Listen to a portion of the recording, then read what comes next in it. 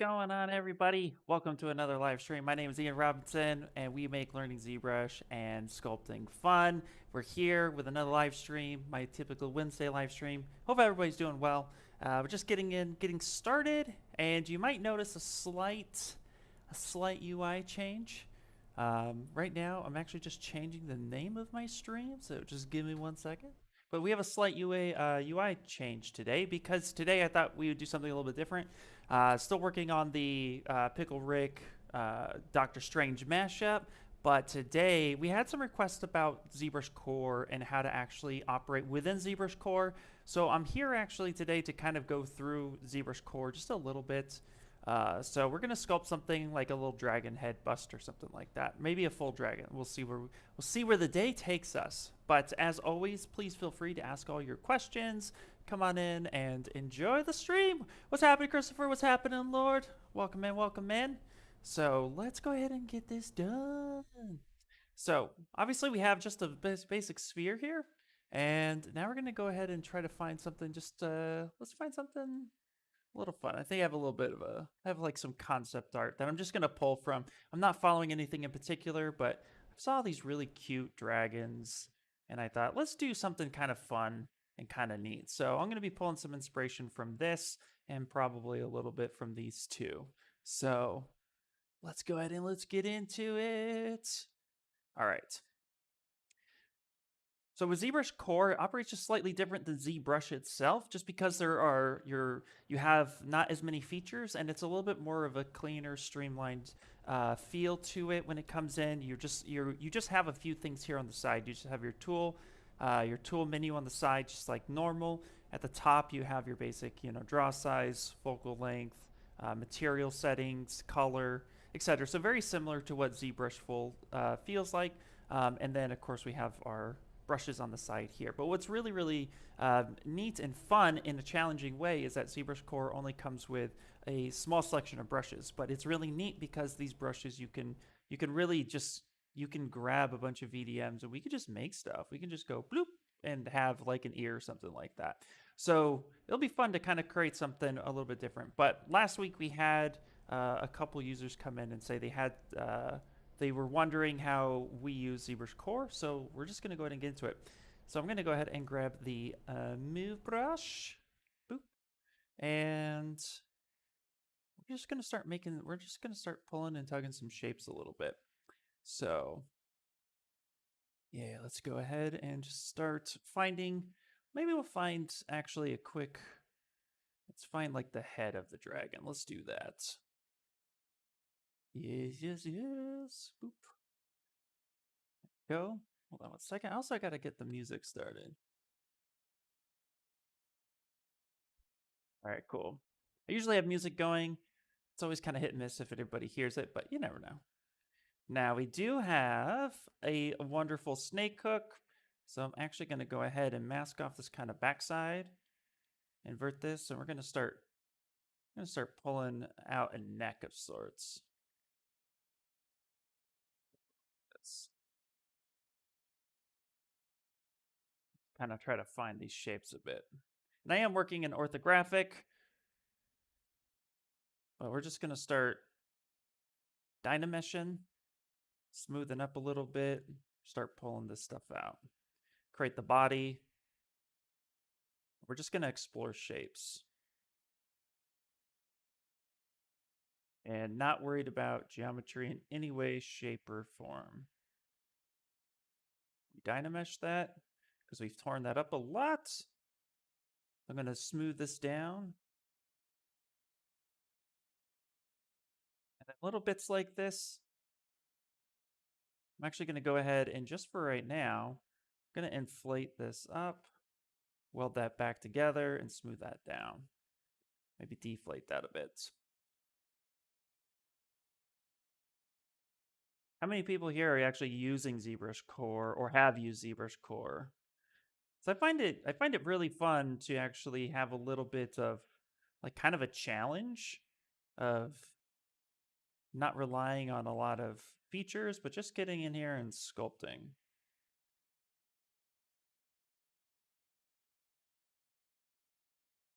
Think of kind of a cute little Make him kind of a cute little chubby character. Mask this off. I'm actually going to come in here and reset this into the middle. Yeah, something like that. And let's go ahead and rotate this up a bit. We are getting a little bit of bending, so we just want to have something like that. Oop. And what's really cool is, you know, how, like I'm masking a section off and then I'm like trying to smooth this down or, you know, soften it by control tapping. Actually, what's really cool is you can zoom out like a lot and then you can come through and actually mask from afar. If I hit F again, that actually gives me a really nice soft gradation of that mask. Yeah. Now let's go ahead and turn this back on. And boop. Let me see something. Do I have mirror and weld? I do. Perfect. Yep. Go ahead and start making shapes. In fact, actually, let's find the arms and the wings a little bit. So I'm gonna go kind of in a bit. Boop boop boop. So let's see here. Thinking about getting the clay buildup. And let's give little nubs where these arms would be. So I'm going to want the wings about here. That might be a little too low. Let's find his shoulders. So if this is maybe where the clavicle would be, wrapping around. So maybe his arms would be right about there. I'm just going to build in the shoulders and we'll use another subtool for the arms itself. I guess it's a little bit of concepting today.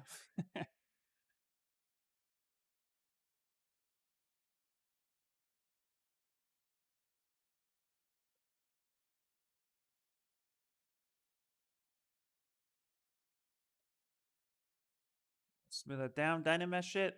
Dynamesh resolution is actually pretty high for what we're trying to do right now. So let's come in here and let's actually go to Dynamesh.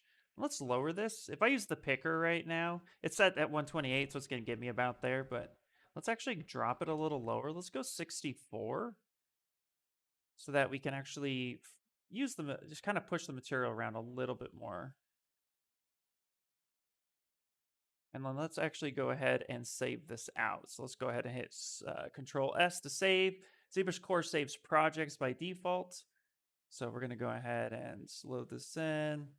And let's do Core Sculpts. That up. And let's just call this the, well, what do we want to call this? Let's call this a concept dragon. That's what we're doing today. Perfect. Let's go ahead and do this. Beautiful. All right.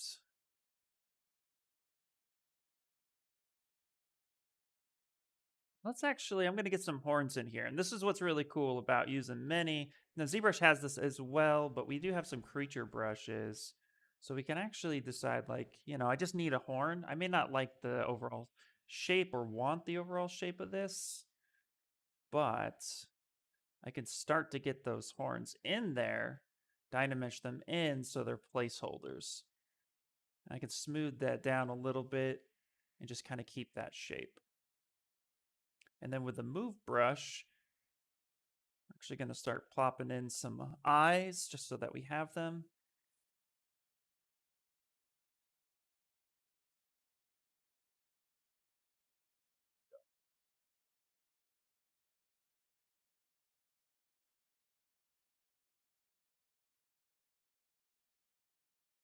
Kind of find that skull just a little bit. That's the very first thing I'm looking for.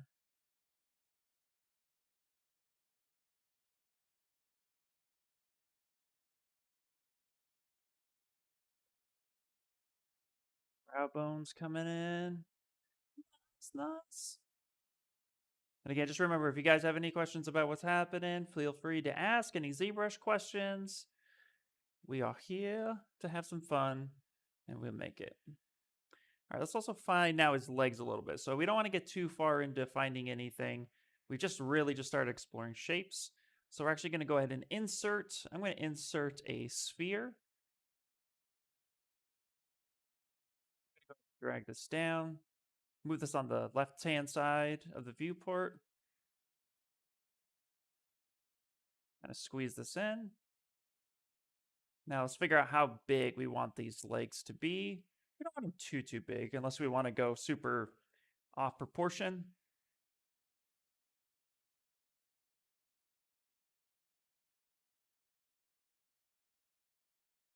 This thing overall is a little bit too big. So let me actually scale this down. So I'm going to select this one, center this to the middle of the model, turn on that pizza box. I'm going to just scale this down a little bit. There we go. I like to have a nice big brush.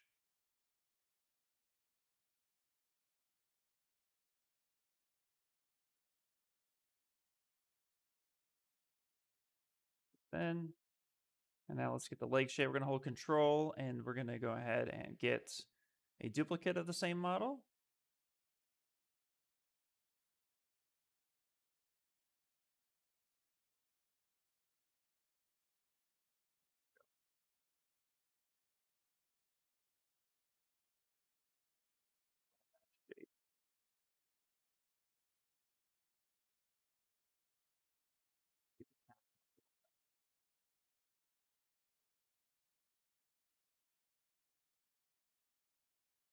Kind of moving around, finding the shapes, really just exploring at this point. This will be a good. Yeah, let's kind of push this up just to get that knee going.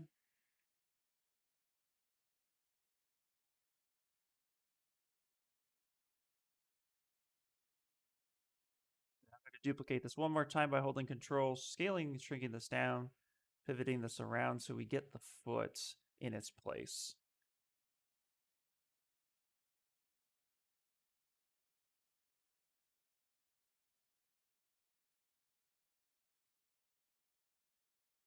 It's not really worried much at all about what it looks like, just blocking it in. Just getting the main primitives in place. Especially if you're new to sculpting, it's really helpful to just kind of explore the first part, no details required. Just get something until it feels a little bit natural. You can actually get pretty far with a block out, which is awesome. Now I do have these all the same polygroup because control duplicate will do that. So we're actually going to open up our polygroups and turn on auto groups. And then we're going to go ahead and mirror and weld by going to geometry, modify topology, mirror and weld on that x-axis. And we'll turn on symmetry. And then we'll turn on local sim so then we can scale and move and position these as needed. Let's actually find the pivot point. These legs might be a little small.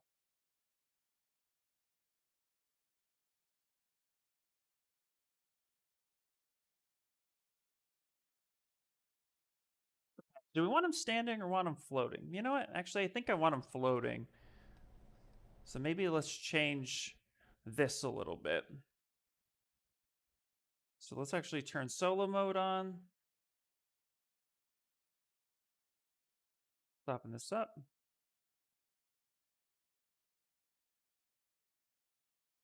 Cool. We'll kind of have them, we'll explore this area a little bit. Change our minds.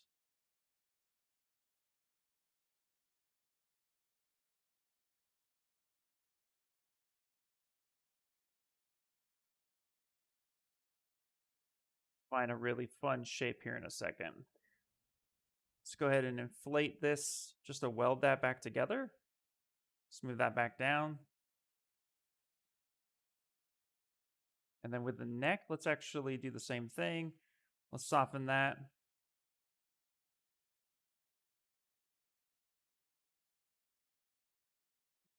Back over. There we go. Back that out. Let's actually come here. Do that trick.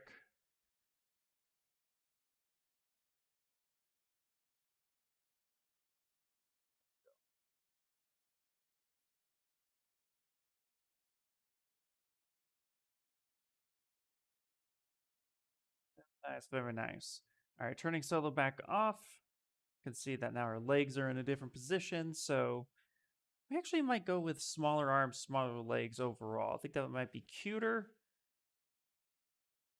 So let's actually get those kind of shapes in there, and then we'll figure out. Might be a little too high, so let's see if something like this works. No need to make a full decision. We just want to kind of get something in place. Now, I'm not going to basically rebuild these legs, so I'm going to come in here and call them legs. And then this is the body.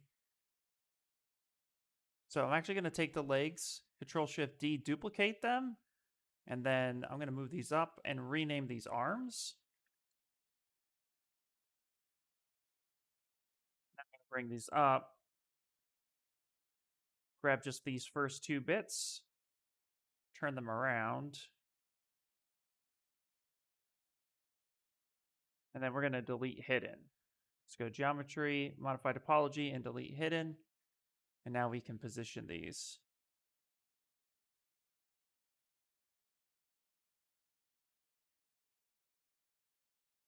Hey, Hannibal, welcome in, welcome in. Yes, this is my new stream time. I know it's a little new for a bit. We just switched this. This is the third time I've been streaming at this time. Yeah.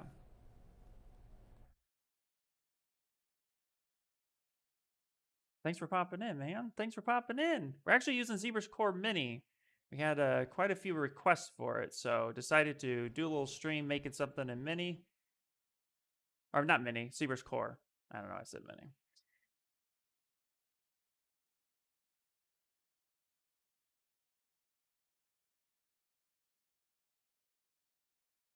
It's going to be fun.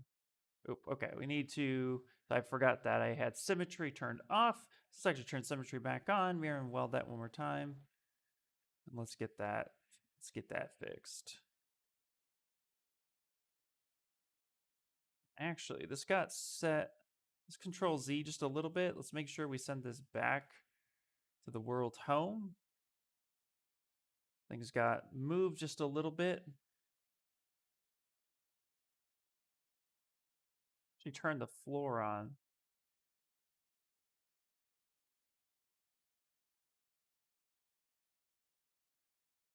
It's up here.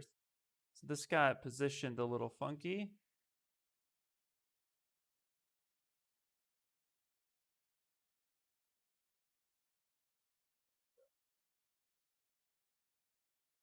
Set that to the home position. Send that to the home position, and send this to the home position.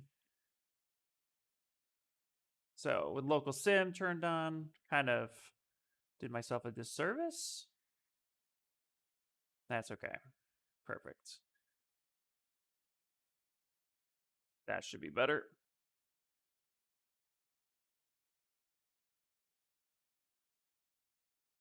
Things are off a little bit. Let's put these back.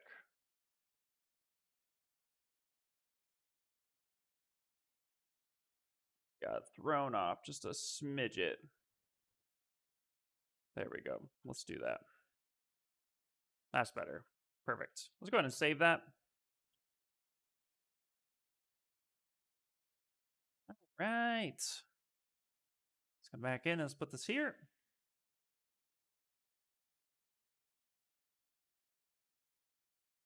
Very, very cool. Can you guys hear me okay too? Want to make sure my mic is coming through. Let me check to make sure the audio is clear. All right, perfect. It is going through on my side.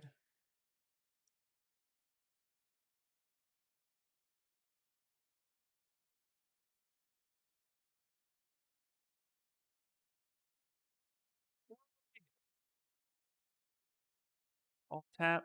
Let's get these shoulders back in place.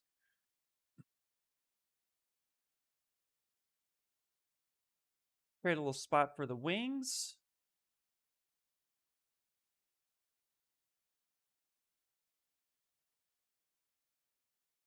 We don't want them super buff, but we definitely want some muscle placement.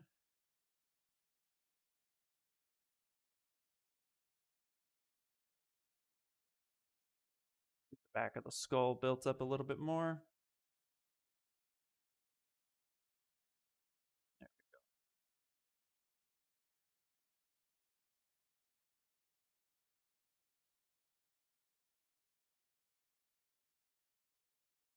Get that material going.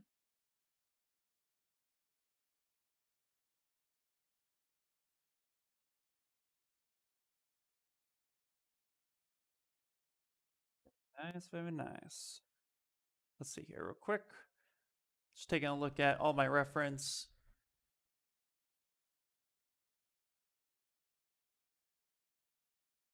Build up some of this neck here.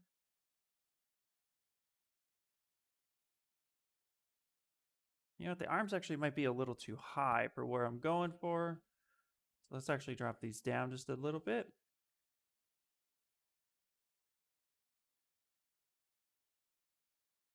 Move this down. Let's actually build this back down. This is what's cool is that, you know, when you're exploring, it's okay to change direction. Not everything's going to be gold right out the gates.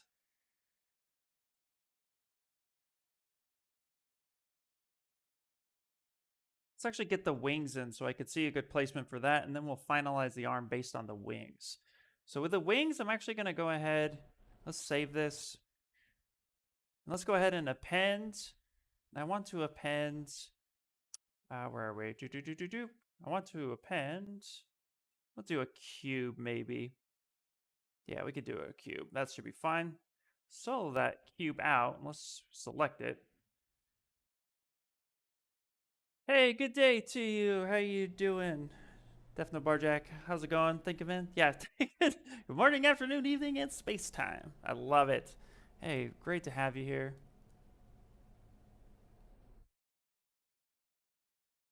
All right, we're actually creating wings now at the moment. Good timing coming in.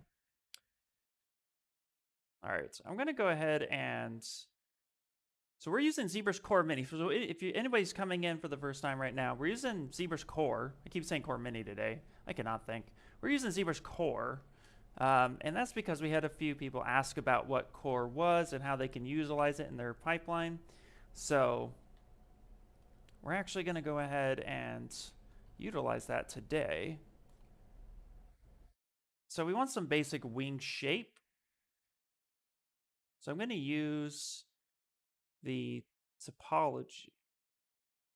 Not topology. I'm just going to get this real quick here. Okay, I actually need to make it the other way because I want to mirror and weld it.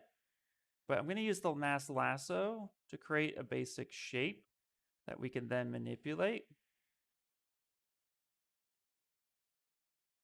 Do something along these lines like this. Boop. I'm going to sharpen that. And then we're going to go to extract, and we're going to extract just this little bit and hit accept. Now we have this guy right here.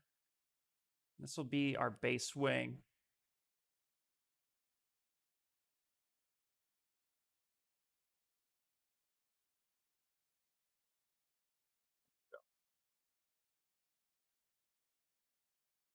Let's go ahead and hide this. And now we can actually end up placing this where we want it to be.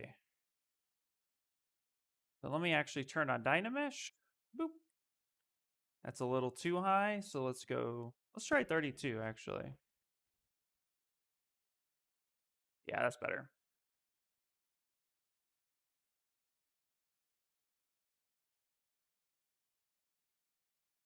Let's get these wings in here.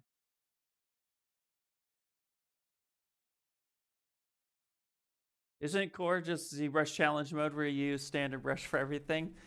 Kind of. I mean, it's more of like it's more of just a version that it doesn't have as many features as ZBrush, and really just allows the user to sculpt more and not worry about the technical side of things. But you know, there are a lot of users out there that definitely use Core, and so we want to make sure we get some good content for them as well. In fact, yeah, last week we had somebody ask about Core and how they use it, and they had some issues. So I thought this would be fun to come in here and challenge myself. Core is great. I love Core, actually. We're already getting kind of this dragon Charizard looking character. All right, so we're going to go ahead and ZBrush. Now, ZBrush Core does come with ZBrusher. And this is really cool because then we can actually, we don't have to stay in Dynamesh if we don't want to. We can actually go into ZBrushing. So if I wanted to ZBrush, I could just come here, plop ZBrusher and say okay. And it will do its best to keep that topology nice and clean. And I can even half that if I would want. ZBrush half that. And this will be good because I want to bend the wings a little bit. So I want to find a good bend point, and then I want to adjust.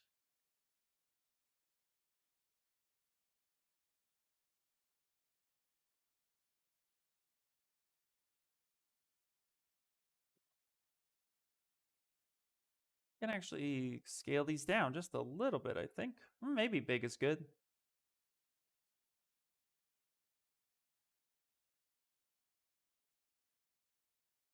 Okay.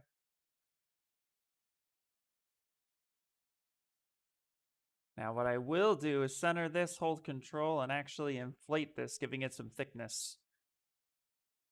I want some thickness on here.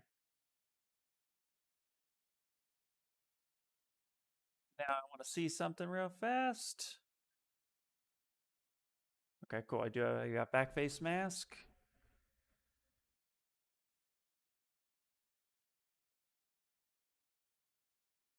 This is going to be, I think this is going to be a decent placement for this. Maybe bring this down just a little bit. Maybe actually push this up.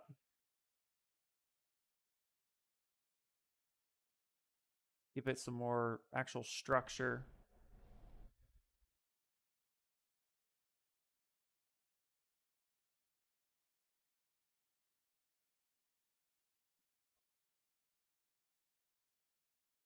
Just love me a dragon.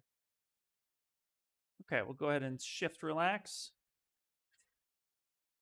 Does Core have live Boolean? If live Boolean had a live Boolean question about getting some clean topology with bevel and such. ZBrush Core does not have live Boolean, but I could still answer that question. I could just load up regular ZBrush for that. No problem.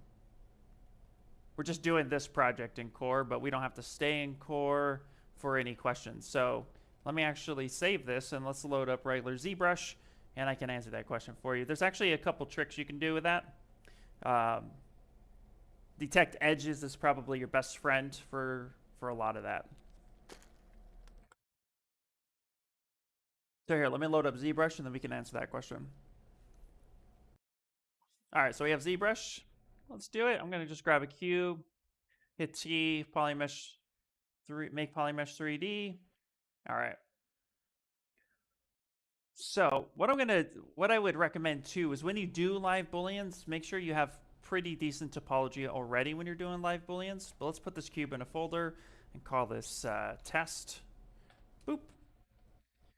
And then I'm going to go ahead and throw in a what do we want to throw in? Let's throw in a sphere. Just like this. And then let's also throw in really challenge ourselves here. We'll do a cylinder. Okay. We'll do this funky cylinder. There we go. We'll come over here and let's go ahead and throw these into the folder. And then we're going to go ahead and do some cutting and then turn on live Boolean. All right, so we have something like this. So with the live Boolean, so we're going to go ahead and just come in here to this folder. And I'm going to go ahead and Boolean folder. So now we have this shape right here. And so in order to get cleaner topology or to ZBrush this with this, what you would like to do actually is go to, this is how I would approach it. You go to ZBrusher, so geometry, ZBrusher, detect edges, and then set a target poly of something, between like 5 or 10. And what that's going to do is it's going to check all of the edges and intersections that you had. And it's going to crease any time there's a sharp edge, it's going to go ahead and set a new poly group. And then it's also going to go ahead and try to preserve that edge as much as possible. Because when you get something like this, yeah, it's definitely hard to work with. But even with this very off topology, we have different types. Again, just detect edges, ZBrush that. And then once you get something you like, say this was 10, but maybe this is too high for you, you want it like around 4,000, then you just come in here and half that one more time. And you just do that until you're satisfied with the geometry. You could even turn adapt off if adapt's not giving you the results that you want. But yeah, so that's how you would go ahead and do that. Does that make sense?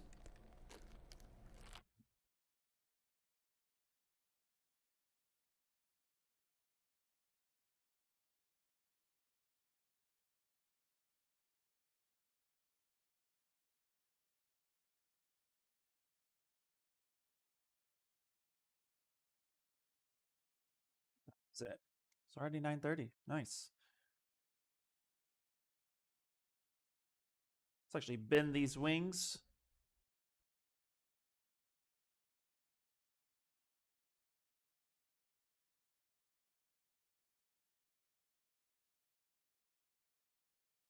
Do a relax smooth real quick.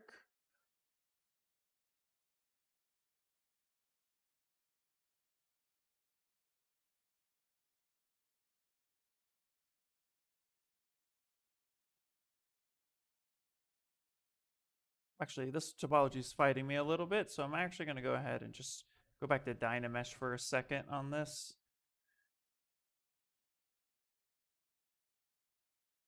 Maybe at something a little bit higher.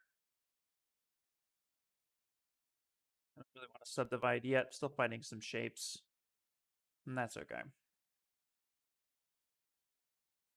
Let me know if that ZBrush made sense for you. Yep, perfect. Is there a specific reason it sometimes says it fails, though, to detect edges, creases, um, versus just unticking them? Yeah, so if you have maybe a hole somewhere within what I would say, if you're getting a reason for it to fail, there could be a hole somewhere. Trying to think of a good way to maybe show that example. Would yeah. I would say okay, yeah. If you're getting an error message, maybe we could try to replicate that. But if you go ahead and like for example, if you run this and then it fails and then it spits out all these subtools here, what I would do is just go through each mesh itself, and then I would go to geometry, mesh integrity, and just check your mesh and make sure that your integrity is good. And if there's any holes or flip normals, then you can go ahead and run a fixed mesh and then try that again. The other thing you could do is just go to close holes and then, close holes and then run your mesh integrity and then run it again. And that should solve the problem. So I would say, so before you even perform a live boolean action, just kind of just check your mesh integrity real quick and just make sure that it's fine. And that should help you overall. Um, and then, but I mean, the other thing too, it's possible that maybe you're selecting, and I've done this where let's say you want to ZBrush something and you do something really extreme, like maybe you say like 1, and there's just not enough information for it. That's actually not too bad. Let's try 0.2. Let's try to go ridiculous. Um, you might start getting stuff like this that happen if if there's not enough actual geometry to support the shape, you could possibly get that error too. So maybe if the fixed holes, closed holes, mesh integrity isn't working, I would say try to increase the active poly counts. That's actually why I usually start with something like 10. I usually start at like 10,000. That actually gives me a really good number for most shapes, and then I just knock it down until I'm satisfied.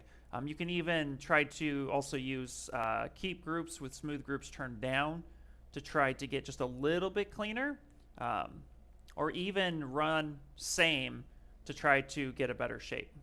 That might be another way you could go about doing it, but um, I would say check those results first.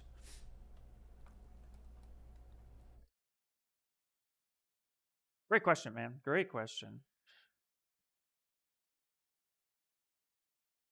Yeah, we're actually going to turn on backbase mask here for this because we need to build up the surface, but it's too thin to do what I need it to do. Let's rerun that.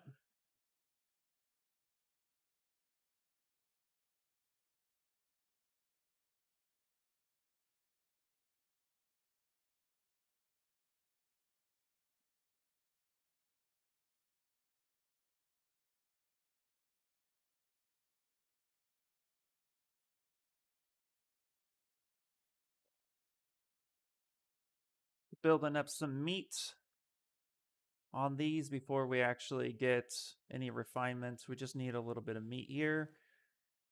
Clean this stuff up.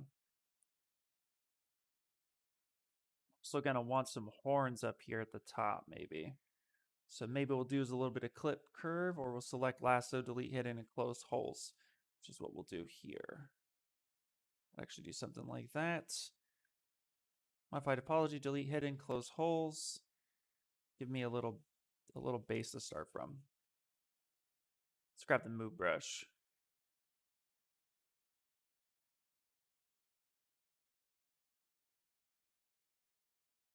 Get a horn built there. At some point.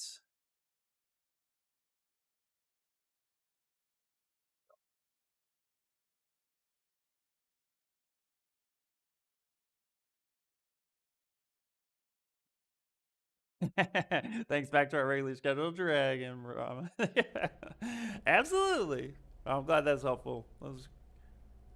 That's what I'm here for, trying to answer questions. I love it. Yeah.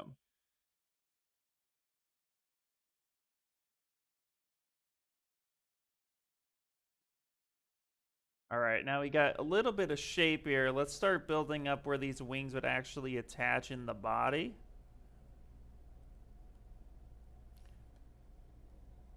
There would be a little bit of intersection here. These wings growing out of the body, so we get some sort of intersection. A little bit of buildup here. There would also be some muscle and stuff here, or at least maybe a bone. So we want to make sure that we get this a little bit of believability in that growth.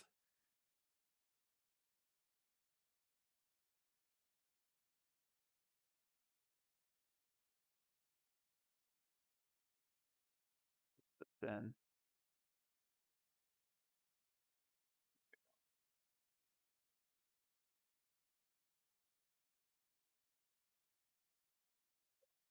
check something real quick.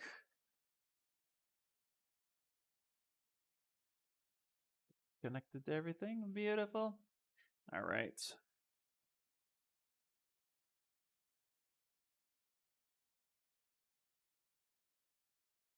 Okay. I'm going to take the damn standard at this point. I'm going to start marking some nice edges. I'm going to go up to stroke. And I actually, let's see here. Lazy mouse, let's click up that radius so we can get a nice cleaner edge. So what's cool is that actually a lot of the tools that a good amount of artists utilize are actually in core. So this is how you can really just start kind of finding your shapes a bit. So if you're a core user and you're probably watching this after the VOD, it's kind of neat just to block out and use some of the similar tools.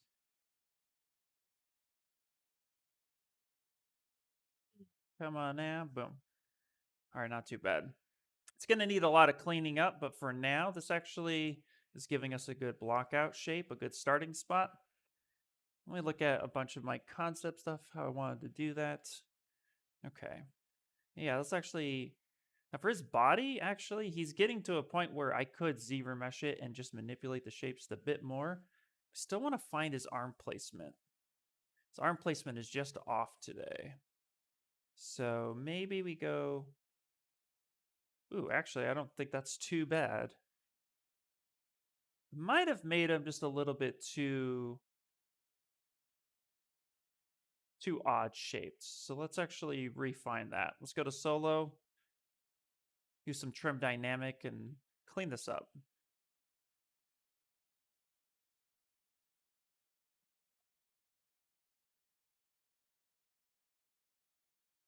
Yeah, I think he's too awkwardly big right now. So let's slim him up a little bit. Hit F. Clean that up just a bit. I like to stay in the wireframe a lot for some reason, even though topology is not really a factor at this moment. Smooth that. That might be a little bit better, actually. Yeah. And I'm thinking his arms might be a little too forward, or not too forward, too far back. So let's do this. Here, let's come back. Yeah. All right. Now let's fix his tail. His tail is wonky. Turn the floor off. We don't need that. I'm going to take the snake hook brush. So that's B, S, and H. Go ahead and see if we can find a little bit of motion. I don't want to pose it just yet.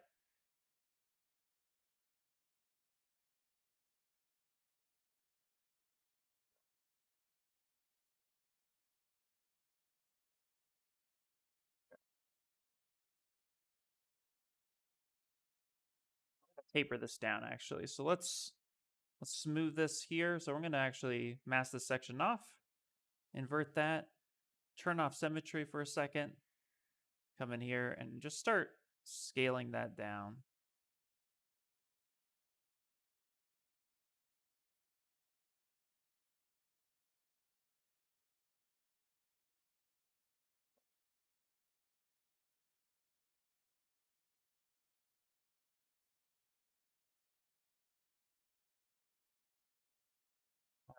All right. Is there anybody here that is super into toys or wants to learn articulation? Because yesterday we actually had a toy sculptor named Brody Perkins who came on to our show.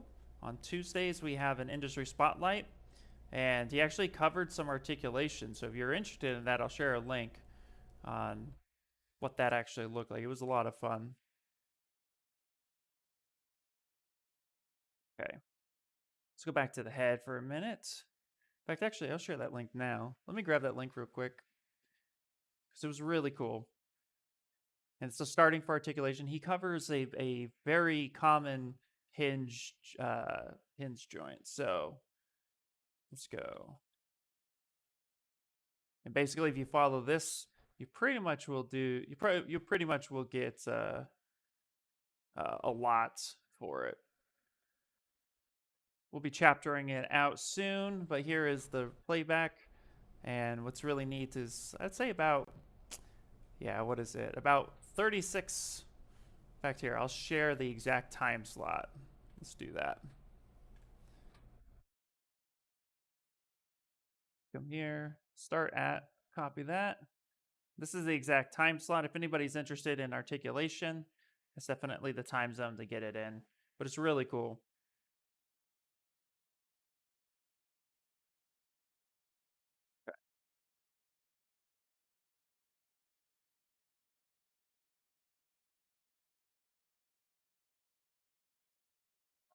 The pinch brush just to find the jawbone.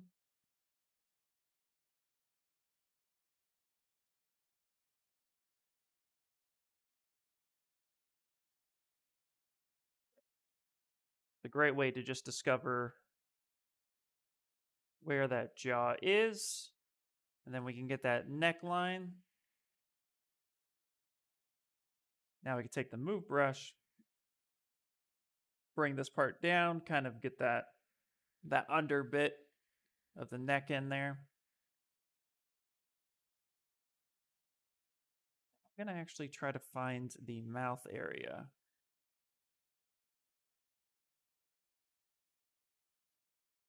We actually worked at toys a long time ago at McFarlane Toys before ZBrush caught on, though. Could never learn ZBrush for toy sculpting. Oh, wow, man. That's crazy. Well, you're here at the right place. If you want to actually learn how to do sculpting just in general in ZBrush. Core is a great place to start. If you have ZBrush, definitely check these streams out more often because we're here to help you learn that. Have you checked out our Z Classroom? So we have a lot of information there too that might be helpful. That's awesome. That's super awesome. How long did you work at McFarlane Toys?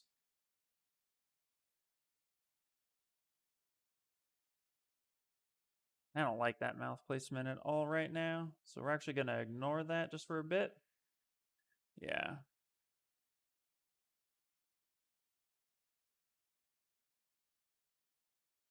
Let's get an eyeball in here. And I haven't saved it in a while. So let's actually insert. We'll go ahead and get a sphere in there. Now we can actually use this sphere if we wanted to, or what we could do is take the IMM primitives and sphere number 32. We actually drag this out right here in the middle. It actually gives us a nice pull. So we can actually utilize this, and then we can go ahead and delete hidden. So let's go modify topology, delete hidden, turn off symmetry, send this here, and now we can use this eye. Scale this down, bring this in. Hey, is it really to learn ZBrush without second monitor? Oh, is it really hard to learn without a second monitor? No, it's not. No, you can learn with a single monitor. I'm actually on a basic, might be a little hard to see, but I'm actually on just a basic Intuos tablet right now. And yeah, I have two monitors just to monitor chat, but you don't need two monitors to learn ZBrush. It's helpful. Two monitors is helpful, but not necessary.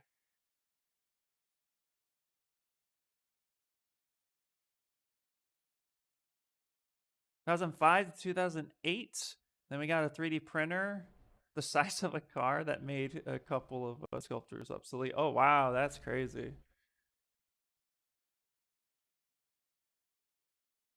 That is crazy.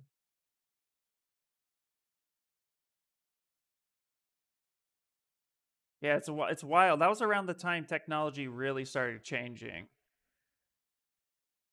At that time, I was actually doing photography, and we had very similar experiences where, um, digital camera, the first DSLR came out. I think came out like around early 2000, like 2001, and I was still learning film at the time, so it was actually pretty interesting. It's a pretty interesting experience for sure. There we go. All right, now we got this eye in there. We can actually get some of the brow bone shapes. Thanks, man. That really helps. Yeah, absolutely. And if you're looking for a pretty affordable tablet, I would say check out XP Pen. It's one of my first tablets I ever used. Very, very affordable. Okay, this resolution is starting to get too low. So let's go to geometry. Let's go to Dynamesh, and now we're going to kick this up. I at 64, so I'm going to kick it up to 128. I just like to double that resolution. Just really helps. It's still pretty low for the size, but gives me a bit of what I'm looking for. Let's get that lower eye bag in there. And I'm actually going to turn on Dynamesh Polish. Look at that. That already like helps me keep it nice and clean. It's a really great way to just get some good shape. So if you're like wanting to know, like you have something like this and you're like, oh, where do I put some nice hard edges? Especially if you're going to go stylized, turn on polish, swipe that, and it almost does the work for you. And then you just follow that guide. Back in my day, people hired pro photographers. Yeah. Oh, I get it. I used to shoot weddings, wedding photography, from 2010 to 2016, and I could tell you the amount of jobs I lost to people who just bought their first DSLR camera. It's pretty funny, actually, when you think about it. Okay.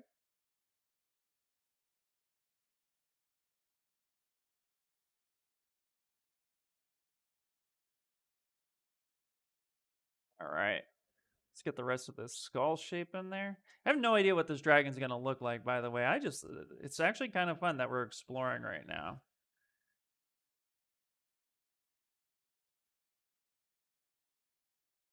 I have a lot of technical approaches I typically do in the beginning um, with ZBrush itself.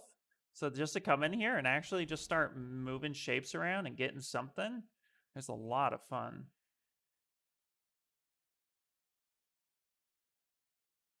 Like that's not working out for me, but I actually want to do, yeah, there we go. Let's wipe that. Get a little bit of nose bridge built up.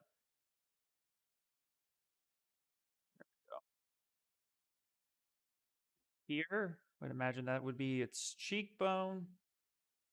So let's actually build this up. Maybe scoot this in just a little bit. There we go. Swipe that. Perfect. It's perfect. That's how I stay motivated, by the way, if anybody's curious. I just tell myself that it's looking perfect, and then I just believe it. I'm going to drop the intensity down. It's a little too harsh, trying to find some shapes. Even though I have pressure sensitivity, I have a big hand, so just like throw stuff down. Okay. All right. All right. All right. I'm digging it. I'm digging it. All right. Let's pull our damn standard up, and I want to actually find where its belly scales are going to be.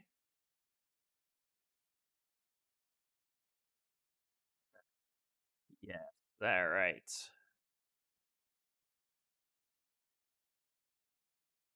Belly scales. Has to have armor. So let's figure out where that's going to live.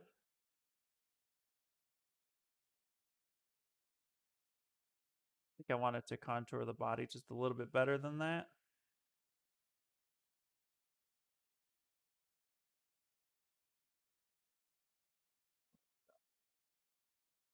Okay, that's not too bad. Okay, now what I'm going to do is I'm going to place the lines for these belly scales, but these eventually will be its own subtool.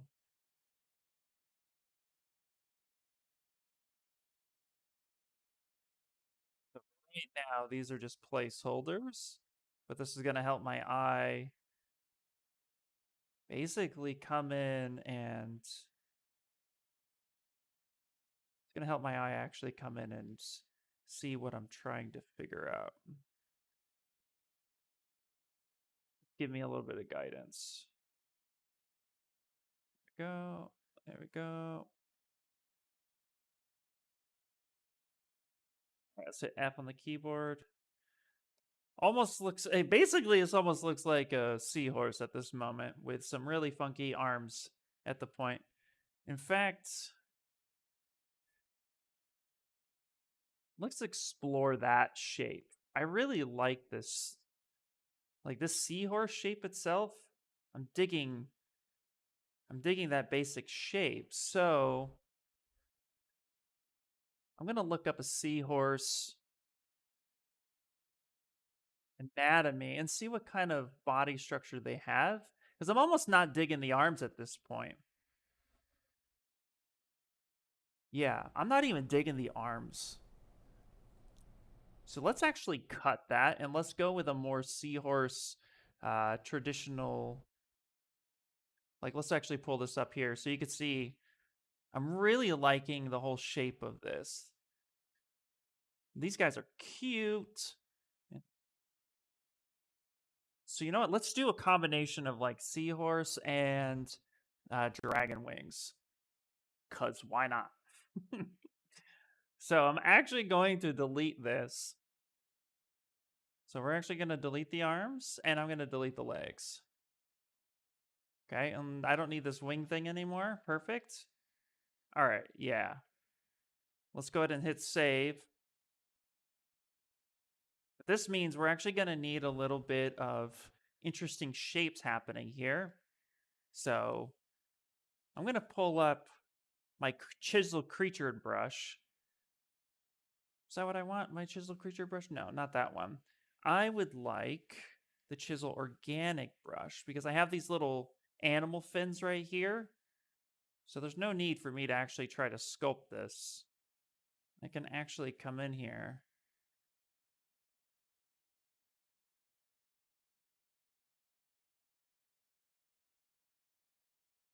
Come in here.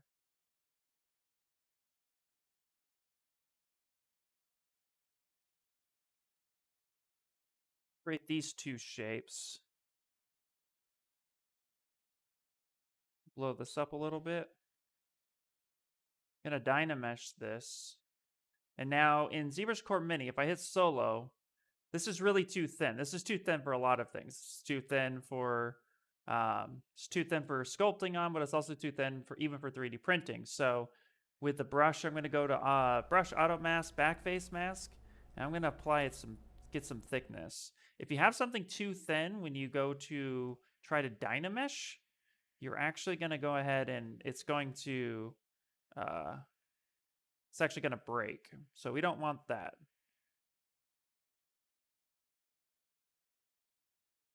I want to make sure none of this is breaking. And then I'm going to grab these edges and apply some thickness to these fins.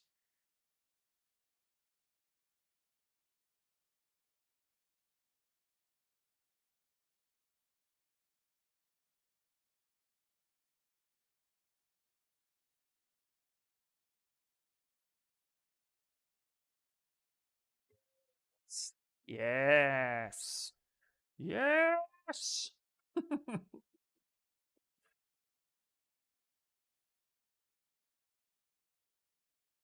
Okay.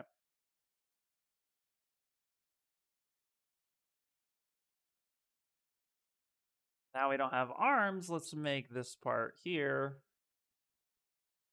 like the control muscle here. So almost the armpit, so to speak. And let's actually, I want to taper these wings forward just a little bit. And then let's go ahead and adjust. Okay, now we got to make sure that we turn off backface mask. There we go. Smooth that down a little bit because it's just a bit rough.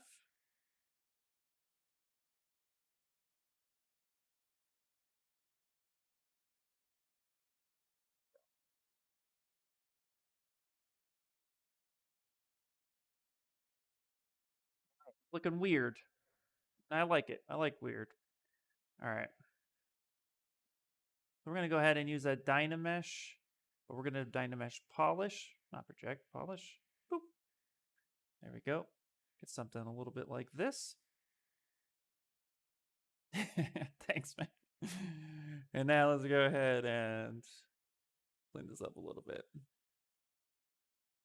All right, so now we're going to give it kind of that Seahorse vibe. So let's go ahead and we're going to go the opposite way that we were getting with these markers.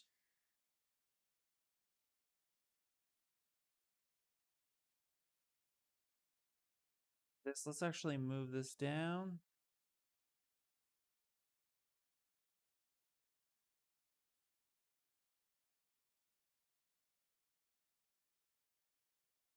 Okay.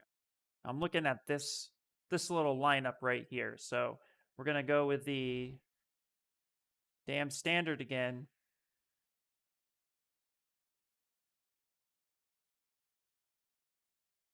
We're going to get a little bit of bizarre texture happening here.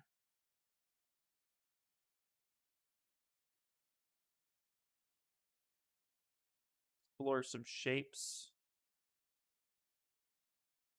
I might want to do this. Let's see here. Give this a little bit of lift.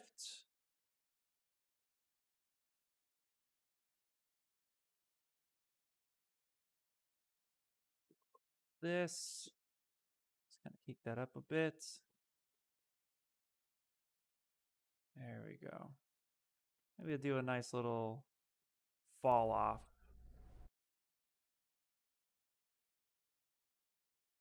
So it doesn't have to be super perfect.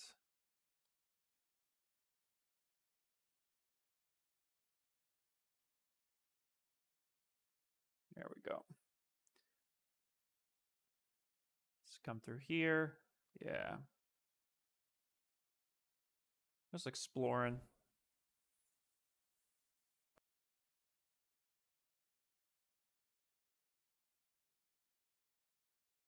Okay.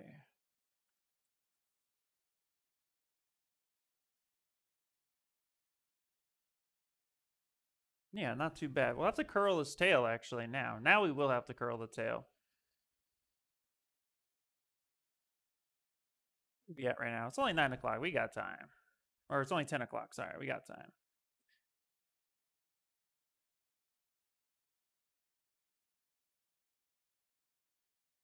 Actually, what we might do is I might actually try to use a spiral 3D shape instead of trying to just pivot his tail, but we'll find out. We'll play. Okay, here. So we want to match. We got 1, 2, 3, 4.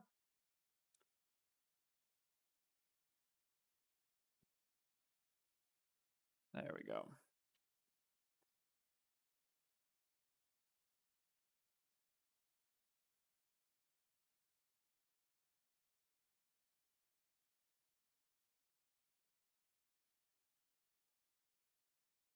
I don't know if I like that actually. Come through here. Let's come in. When you have hand sculpted rigs like those, is there a good way to tighten them up so they're more uniform or even later? Yeah, so actually when I Z-remesh, so in ZBrush Core, the way you would want to do it is when I Z-remesh or I Dynamesh polish, that'll help kind of clean them up a little bit, but I'm going to want to go in and actually finesse them. Or what I'll be doing with these is instead of having these as permanent geometry, I will probably end up having, I'll probably create organic independent scale shapes, duplicate, and then merge them together, which is more than likely the way I would go to do this. Right now, I think this is really good visual reference, but yeah, there's a little bit of unevenness, so I'd actually want to come in and clean that up. So I can do that a couple ways.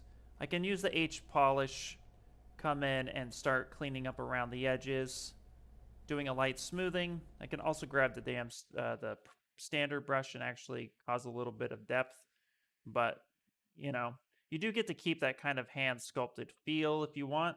That's how I tend to go.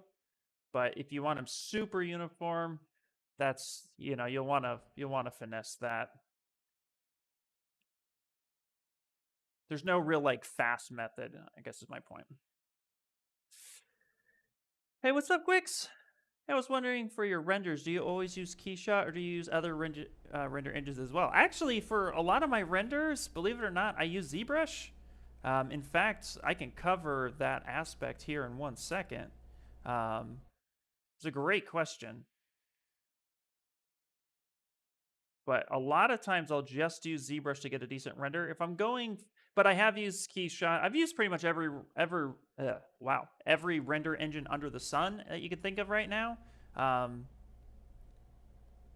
I can't think of one I haven't really used, but I tend to prefer, for quick stuff, I tend to prefer using ZBrush. I've been using Redshift a lot lately, and that's a lot of fun as well. Redshift is used in a lot of different programs. It's used in, you can use it in Cinema 4D, of course, because it's part of Maxon 1. You can also use it in Blender. You can also use it in Maya. You can use it in 3ds Max. So definitely a lot of locations in which you can use it. So, and it's a really good GPU renderer.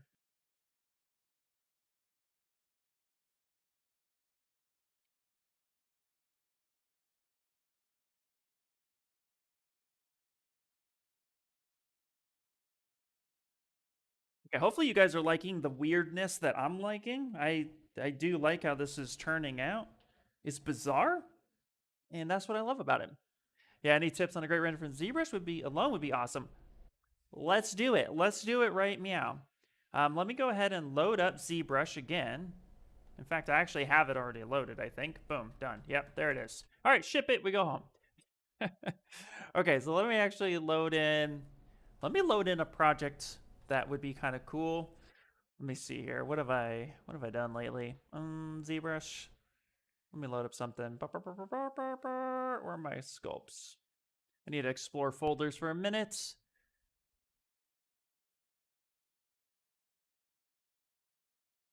Okay. We're going to use... All right, here we go. Hopefully you guys remember this sculpt. My ZBrush, my ZBrush zombie cat. Hopefully you guys remember this beauty. So, okay, here we go. ZBrush. So rendering in ZBrush. It's actually pretty simple. It's just there's some sliders and there's a BPR filter setup that's very similar to if you're used to Photoshop or used to any photo editing software. It's very similar to that aspect. So the first thing is when deciding to render, what material are you going to ultimately go with? All the matte cap materials already have light information baked in. So if you're used to using a matte cap, then you're not going to be able to adjust any of the lightings was just set up here. So you want to make sure that you're using a standard material, which does not have the light information baked in. So the first thing is select materials that make sense to your model. So here I want a skin material. So maybe we'll go like skin shade 4 for this guy right here. And this is what I love to do with skin shade 4 is I actually like to go up to my material wax modifiers, and I like to turn on the wax, so I like 20%. And I'll say okay, because if you go to our BPR render, our render properties, we're going to want wax preview turned on. And that's already going to give me kind of a faked SSS look to it. He's handsome, right? Yeah, he's beautiful. For the eyes and anything that's shiny or glossy, I actually already have a material assigned to that. And you can find out, if you're not sure what material you have assigned to anything, just press left click and press the ZBrush. Sorry, I can't think. Press and hold on the material and hover over where that material is, and I already have a shiny toy plastic assigned to that. But now, so I got skin shade 4 with some wax. Weird fact, actually a mascot of Marvel Moisturizer. Right, there you go. So I have this skin shade 4 on, so I'm going to go to color. Let's first make sure that our material channel is selected on, and I'm going to fill object on the material. Now this one is already decimated. I have a basic cube here. Okay, so this right here, this is kind of a leather material, so I'm actually going to turn that to something like a basic material so that it's a little bit different. And then let's go ahead and M is turned on. Let's go to color and fill our object. And why didn't this take? Let's come back here. Why is that not taking for some reason? Hold on 1 second.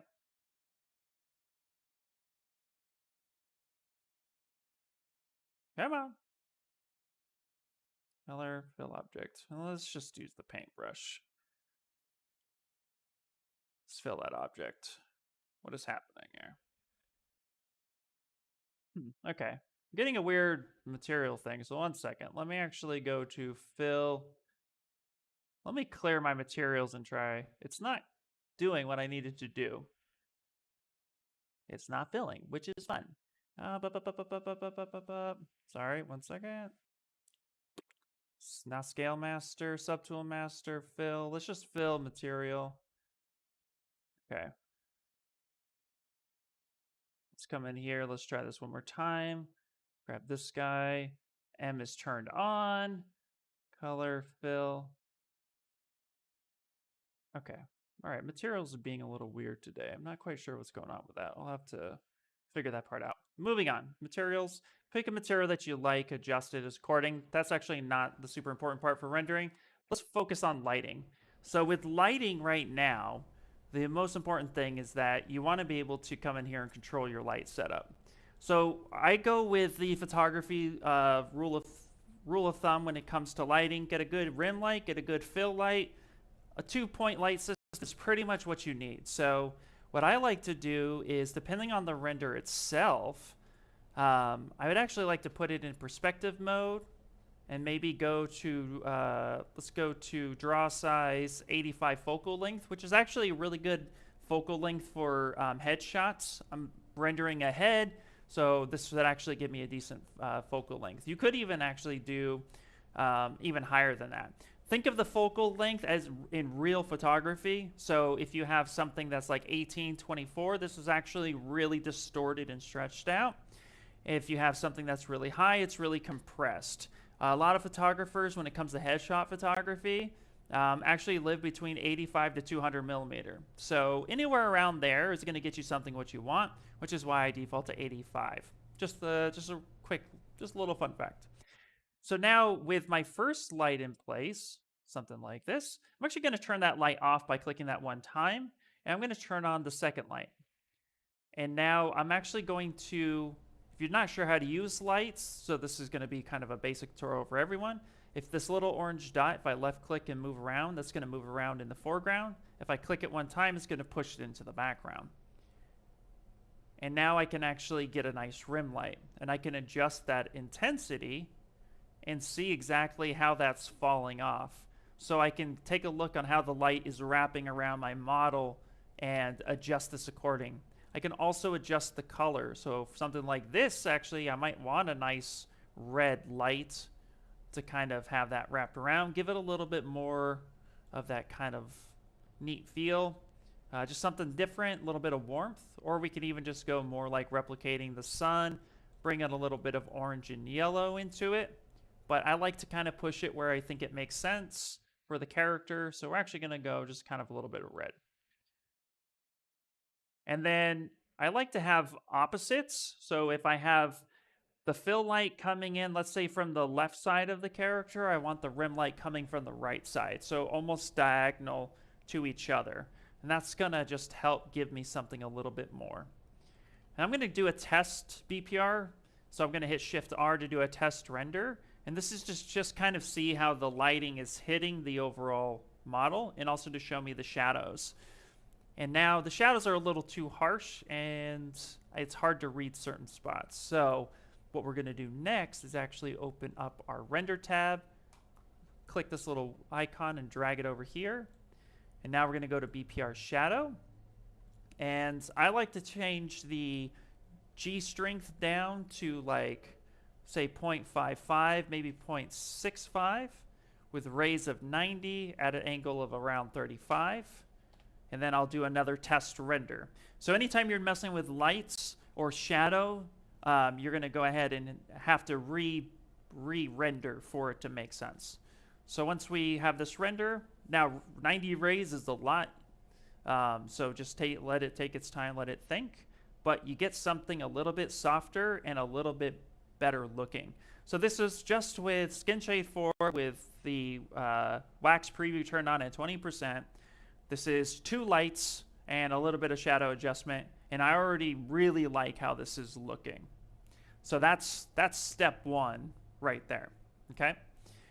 Now from here we can actually start fine-tuning things just a little bit more. Now depending on how you want to showcase it, we can actually kind of get a little bit of a museum feel or adjust our background. That's already looking nice. Yeah, and that's it. Like we've already got this really nice starting spot. So from here, so like notice too, the rim light is like almost non-existent though. This is that time before I start playing with filters that I go back up to the light and I start like adjusting that a little bit more. Maybe adjust the intensity a bit more, re-render it, see what that looks like. Do. Is the render CPU or GPU based? CPU. ZBrush is 99% CPU driven. There's only a couple features that within ZBrush that use the GPU, polygroup it being one of them.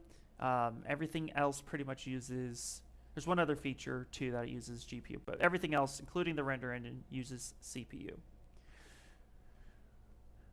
So I'm actually going to kick this up just a little bit. So I'm just going to play with this. And maybe the red is just a little too, maybe the red is just a little too red, which is not going to be as bright. So play with their lights until you get something that you like. This is my default.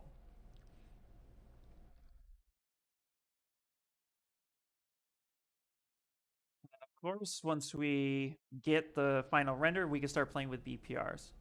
So actually, yeah, that's actually looking not too bad. Now we can start playing with our BPR filters. So BPR filters, covered this a couple times, but from F1 to F12, this is a stacked system. So every time let's say you do like F1, F2, F3, it's stacking on each other. F1, F2, F3, F4, et cetera, et cetera, et cetera. So you want to make sure that when you're doing filters, you're like applying a base filter, and then on top of it would be the final. So the first one I like to do is actually, one of my favorite is I turn this little bubble icon on, come down to filter, and I actually love radial overlay because it helps give me a nice background. And if I go under modifiers, I can actually control the brightness of the light position, the fall off, whether if I want it really, really dark, maybe I want to adjust that, maybe have a bigger radius, my in and out position, maybe I want that to be pushed back a little bit, maybe I want that to be pushed forward. So you can get some really nice stuff. Say something like, yeah, let's try 0.56, maybe 0.7. Yeah, 0.7 is looking better. So I'm really liking this position. Now, the other thing that I like to do is I like to find a frame in which I want to work in for my final render. So maybe because of his eyes position, I'm going to want something maybe a little angled. So I'm going to angle this. I'm going to check my silhouette. And I'm actually going to zoom in and frame the silhouette here. And then I can actually go ahead and zoom out using the slider here just a little bit so I can see the overall shape. And you could just make your silhouette bigger or smaller by left clicking and dragging that. That will open that up. And now from here, now that I have the whole frame, this is going to be my final render, at least the frame of it. Now I can go ahead, go back to Shift R, render this out, and this will give me the look. And then what we could do is we could save this using timeline. So let's see if this render is what I want first, and then we'll go up to movie and we'll change and save a timeline spot. And you'll like this because if you want to have different angles, yeah, that's actually looking nice. So let's go into movie, let's go to timeline and show timeline. And then if I hit a dot here like this, that's actually going to store this timeline because you can make movies within ZBrush. Now let's say that I do want that kind of straight on look. Maybe I want that. Now I can save another spot by left clicking in here. Now I can use my arrow keys to snap between the two. And I don't have to have perspective turned on. So this is a great way to just come in here and say, yep, I want this one, render this out. And then if I don't like that one, I just move the arrow key. With it rendered, as soon as I hit the left or right arrow key, it's going to move to that next frame, and then it's going to re-render for you. So you're able to kind of come through, and you don't have to constantly be re-rendering. You could just say, oh, I want this angle now. Nope, no, there. Click this one, automatically re-renders for you. It kind of saves time clicking re-render every 5 seconds.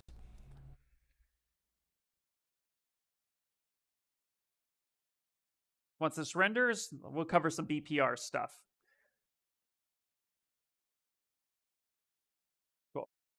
Now with the BPR filter, so I have radial overlay And another one that I really like to do is actually boop, boop, boop, boop, boop, boop, boop. I would like to, if I want an outline edge is really nice. It helps refine a few things. Or what we could do, actually, the one I'm going to be doing is material shading. I really love material shading because what I could do is I can actually grab another material that I want. So maybe I actually want to use a little bit of highlighting in the shade. So maybe I will grab a matte cap. Maybe something like, maybe something like, maybe not that poly, maybe framer. Yeah, let's try that. And that's going to bring out some of that detail. I could actually increase that if I want or decrease that depending on how much of it I want. And I can also change the opacity. And it's adjusting on the fly. I don't have to re-render. So I can actually come in and add just a little bit of information on areas that I want it to be. Like that's really affecting the shield and helping the shield pop. And it's also just kind of bringing some more attention on the inside. So, and then our second, or the F3 is sharpen by nature, which helps to sharpen the image a little bit. And then you can turn on Orton. That's F4 by default. Orton, a lot of people like it. It tends to be a little overkill by its default, but toning that down just a little bit. If you need to brighten your object up just a bit, that can do a really, really good job. And then let's see any final ones that I like to do. I think that will pretty much cover it for most of how I start rendering. From here, I'd say go in and start playing with stuff. You could do some flat shading effects. And what's neat is you can go to blend mode and you can actually adjust your blend mode to whatever you want it to be. So if there's something specific, you're like, oh, I wonder if that works, but maybe try like, ugh, this is kind of looking funky. You know, maybe, that's too much. So you could just come through here and start playing with some of that. That actually does not look good. So we'll flip this. I think that'll pretty much cover it. Radio overlay, material shading, outline cavity. If you want some sort of like nice outline, you can actually adjust the modifiers, get an interior outline for some nice edging. If you want it to look a little bit more like it's drawn, or you want to just bring more attention to some of the lines, that's another great way. And if you don't like something, just go ahead and turn it off, and that in itself, or you can always just hit reset filter, and that will reset its current filter. So if you're pushing something too far and you don't like it, just hit the reset filter button. And then yeah, that's pretty much it. These would be a lot of defaults. You can play with some other stuff too, like coming in, maybe bringing in a texture. You could do some texture. Let's see, texture overlay. If I want some fog, I'll come in with texture 36. And I'll actually overlay this to, let's say, like 2 or 1 or even 0. And then I can actually use the mask and push it to the foreground or into the background, or have it incorporate over the tool. And I can even blur this out a little bit if I wanted.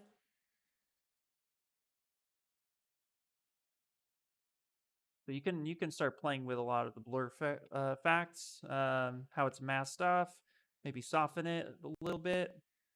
Yeah, say something maybe along these lines. Just a little bit subtle. And let's even change the color a bit to like a little bit of a red. Yeah, there you go. That's really cool. Never tried BPR filter before. Thanks for sharing the insight. Absolutely. Yeah, it's a lot of fun. So then once you're satisfied with it, and again, you know, let's say like, hey, this is not enough backlight for me. So I always start with 2 lights and then I move into filters. But if this is like, this is not enough rim light for me, I come in here and I turn off the main lights, and I'll find another light. Let's say like this blue one, kick this to the back, maybe increase, maybe change the color to white, increase the intensity a little bit. You want to be careful with having too much light too quickly, but we can try to add some more lights. The true light is the rendered light. The one you see when it's not rendered, you could blow out the light, or blow out the material a little bit with too much light. So if you think it's too much light, hit render, and then from there you should be fine. And you can see here, okay, yeah, I'm getting a little bit of edging here, which is kind of nice. Maybe I'll push that a little bit more, have it wrap around just a bit, re-render that out, and then should be satisfied. After messing around with the lighting, how do you reset the default for sculpting again? Just turn off all the lights? Yeah, so what you could do, and this is what I highly recommend, is that if you like something, I only mess with the render at the end of everything. But yeah, if you want to just set it all back to default, what you can do is you can actually, come on, there we go. You can actually come up here and save your settings. So let's say we like this. You come over here, you click save, desktop, and you say, yeah, my lights, name it whatever you want. Test lighting, boom, save that. Same with your render settings, your BPR settings. You can save your BPR filters. So you can say, these are my BPR filters. Okay, so you save everything out. And then, yeah, to reset it back, all I do is then just turn off all the lights. Put this right back in the middle, right about there. And you are good to go. And now you're basically right at the beginning again. Turn off perspective or keep perspective on, start sculpting. And yeah, this is about default. Then you're like, okay, I need to render it. Go ahead and load. And then wherever you did your lights, it saves a ZLI file. Load that in. Boom, you got your lights back on. Go ahead and start rendering. Yep. Or just use the matte cap to sculpt, which I know a lot of artists that use matte caps to sculpt as well. Actually, I don't. I don't use best render because it just gives it a different look. So let's actually come here and I'll show you.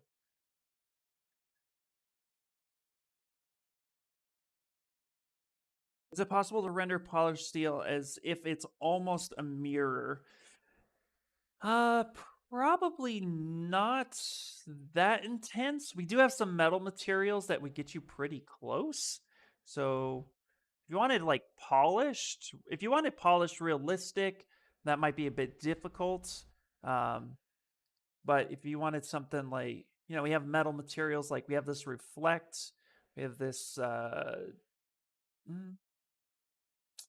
that might be a little textured metal. Metallic would probably be your best bet. And it might reflect a little bit. My textures are weird without the zombie cap. But yeah, it's not quite reflective. So what you could do is see if there's a material within ZBrush. In fact, you can actually download a bunch of materials, matte caps and stuff at on the Pixelogic website still. So if you come here, let's actually load this. There we go. Pixelogic, we go to support resources, come down, and then there's plugins, there's alphas, there's textures, there's matte caps, and there might be something shiny metal that you might actually like. So if you would like to take a look at what's in here, yeah, I would say you could get a nice steel sword. The mirror finish might be a little difficult, but like this one right here, this metal has actually kind of a mirror finish there. And you can actually play with, you actually can play with some, where is it? Where is it? I don't play with this too much on this side of things. Where are we at? You can play with the environment a little bit. You can actually try to create a scene or a texture or a color and maybe play with a little bit of the environment piece, try to get the result, but a mirror finish may not be as achievable. I'm trying to think of like super shiny. I'm trying to think of a good example. I just don't have one right now. But yeah.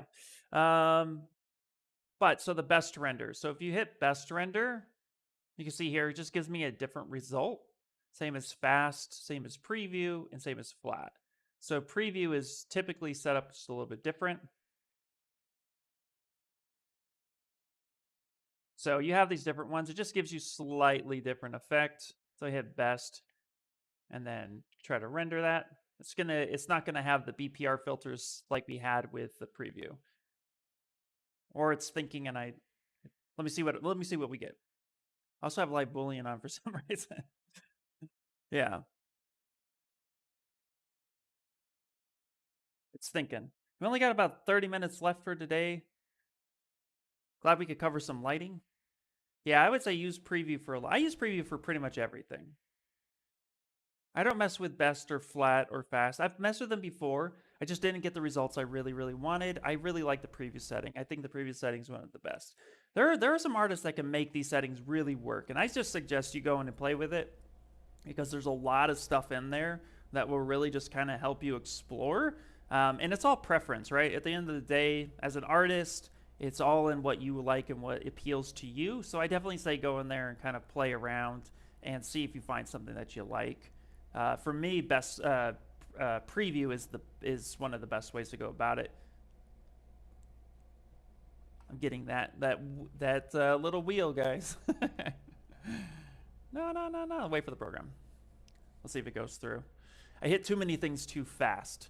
And that's the other thing too. When you're rendering, make sure to take your time with it. Oh, come on. I did a thing.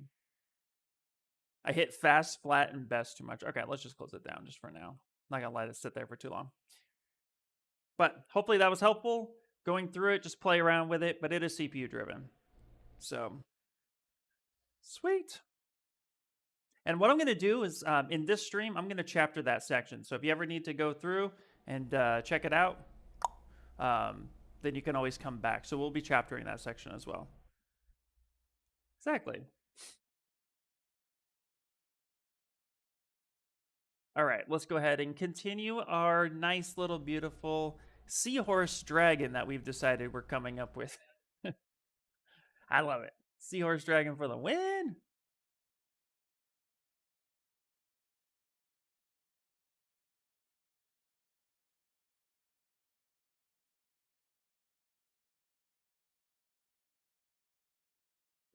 Nice, sweet time. Look at that. It was a super clean line. See if I can replicate that in any way, shape, or form.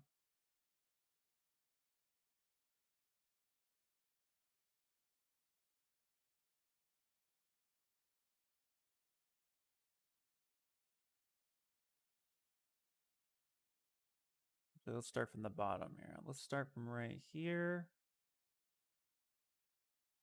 And let's drag on up. That nice lazy mouse tail happening.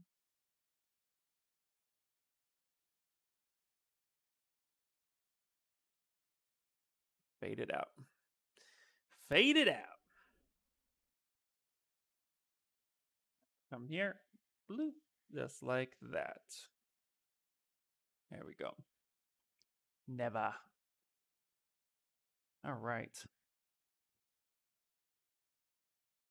It's fun. I really like that.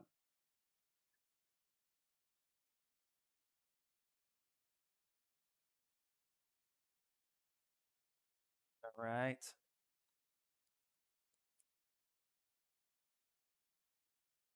Okay, now we need to find the mouth. Do I need to find a mouth or should we do, you know what? He's a seahorse dragon. Let's make him a seahorse.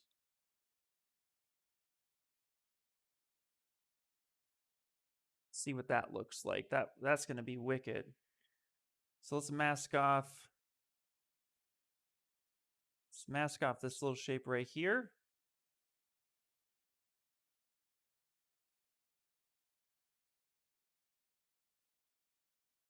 See how weird we can get this. Gonna tap, I'll tap right there, which is gonna drag this out here. Now I need to rebuild this geometry. Actually, I want to keep polish turned on.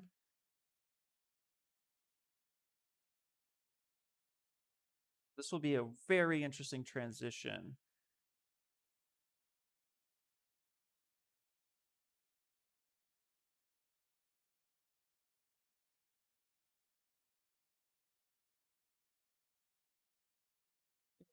Look at like, okay, actually, hold on one second. There's like so many different types of seahorses. So we can go this route, or we can go A smaller mouth shape. Let's first explore the smaller mouth shape.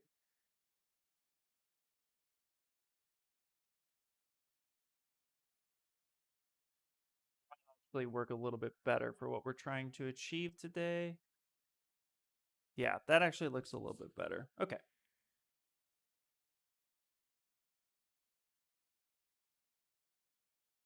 Flat nose it a little bit. Let's push this in, give it more of that horse head shape.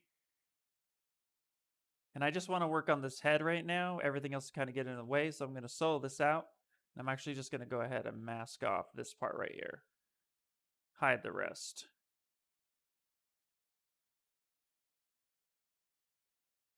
Go.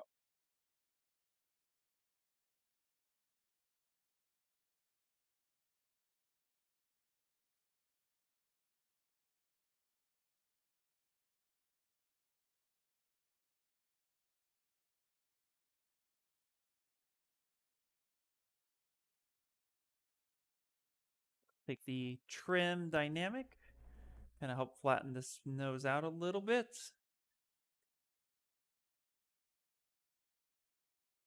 Okay, unhide that, and then let's kind of polish that.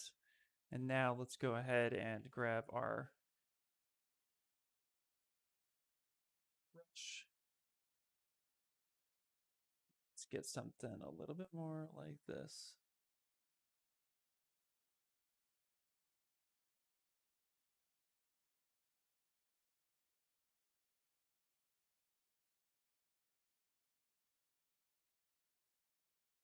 Let's move that mouth down.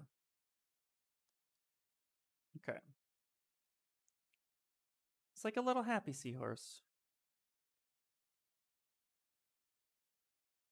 Okay. Perfect. All right, let's go ahead and, you know what? Let's get this. This neck looks weird to me. This got weird real quick. By the way, I came late, so just wondering what the design brief for this project will be 3D printed. Actually, no, this was just we're just exploring and sculpting in ZBrush Core. We had a few questions about ZBrush Core, so I thought today we could stream about it a little bit. Just something fun.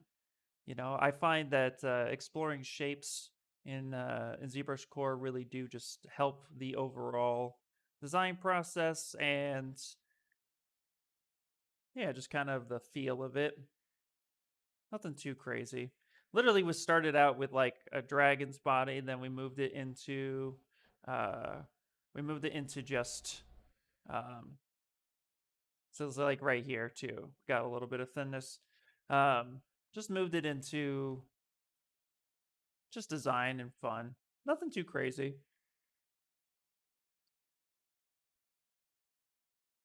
When I use Z-spheres for a hand, I couldn't move the Z-spheres unless I did a preview. Is it possible to use the gizmo for when you have Z-spheres? Ooh, that's a great question. Here, 1 second. I could do a small demo for that. Because you're actually going to have to apply that rig to it if you wanted to get it to move. If I'm understanding the question correctly. So give me 1 second, and I'll move back over to ZBrush, and we can go ahead and set up a Z-sphere for you. What are the main differences between core and standard ZBrush? So full ZBrush has a ton of different options and features that are built in that allow a lot of technical approaches and also to more fine tuning, more overall geometry support. Core is like basically it just took a lot of the technical aspects away from it, and then what it does is allows you to just kind of get in and start sculpting.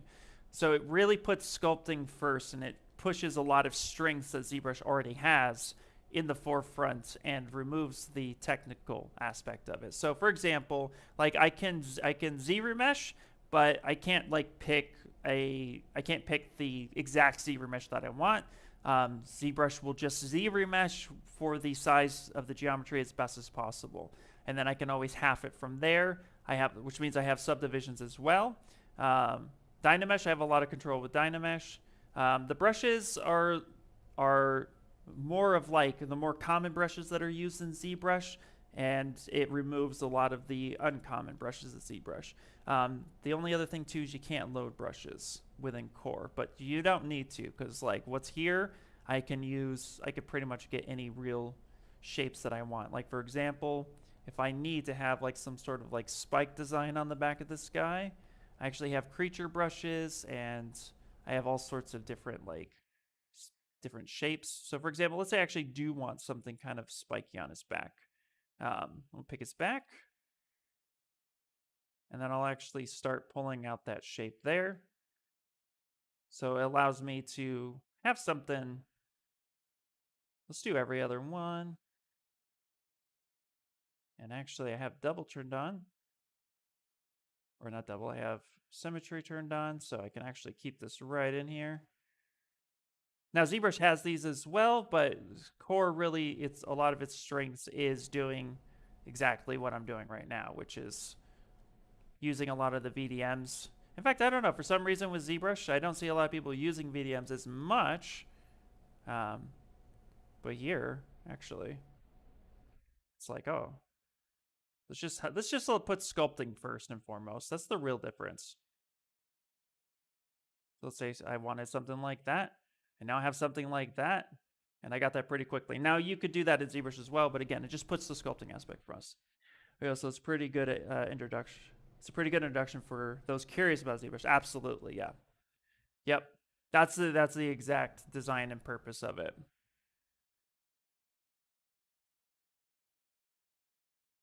So actually, let me go ahead and let me just touch this up. Let's go back into full ZBrush, and we'll go ahead and talk about hand rigging, or just Z rigging.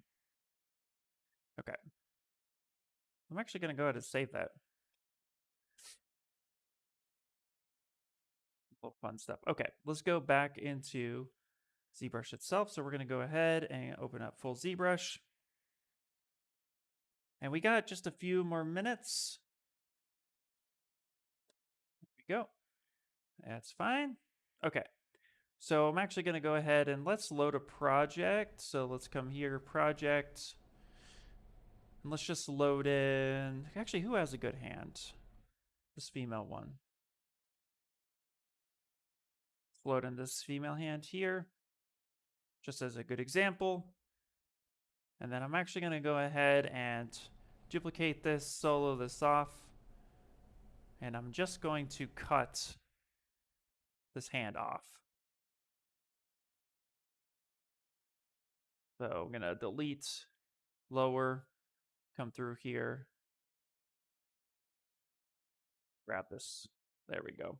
Just delete hidden, just so I can focus on the hand aspect. Delete hidden. Kind of a silly question, but I've been putting brushes in my startup folder for ZBrush, and now the brushes are bloated. Probably should be putting them somewhere else, right? Yes, yeah. I would actually say that if you put them in the startup, it's just more for ZBrush to then load those brushes over time. What I recommend that you do is find a location within your folder somewhere. So like I sometimes will put it under documents, and I'll have like a folder called ZBrush stuff, and inside of it is my brushes. And then what I would do from here is actually load those brushes in. I would say, oh, go here, go to, come on, there you go. Oh my God, stop. Go to load brush, find your brush, load it. So let's say here, let's go documents. Let's go to ZBrush stuff, ZBrush brushes, cloth brushes. Oh, look, I have a cloth brush here. Perfect. Now it's going to load that. And then if you want that to actually start up with ZBrush, what you could do is with that brush being in that location, you can actually then turn around and dock that brush.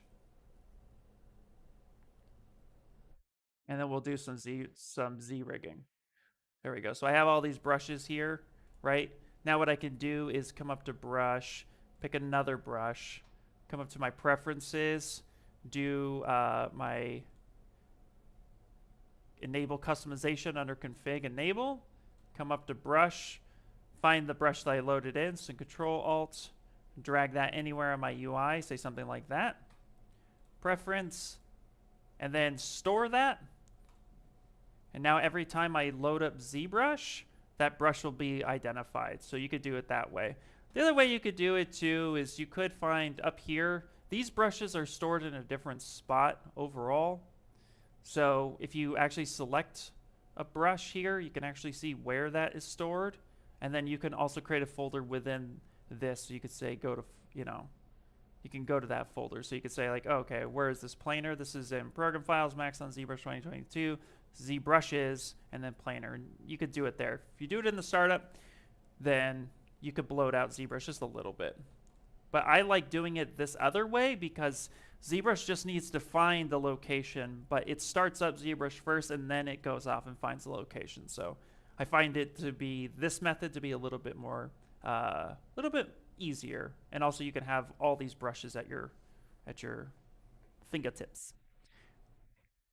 Okay, so Z-sphere rigging. So let's go ahead and we have our hand here. I'm going to turn this one off and I'm going to go ahead and insert a Z-sphere. Yes, it is massive.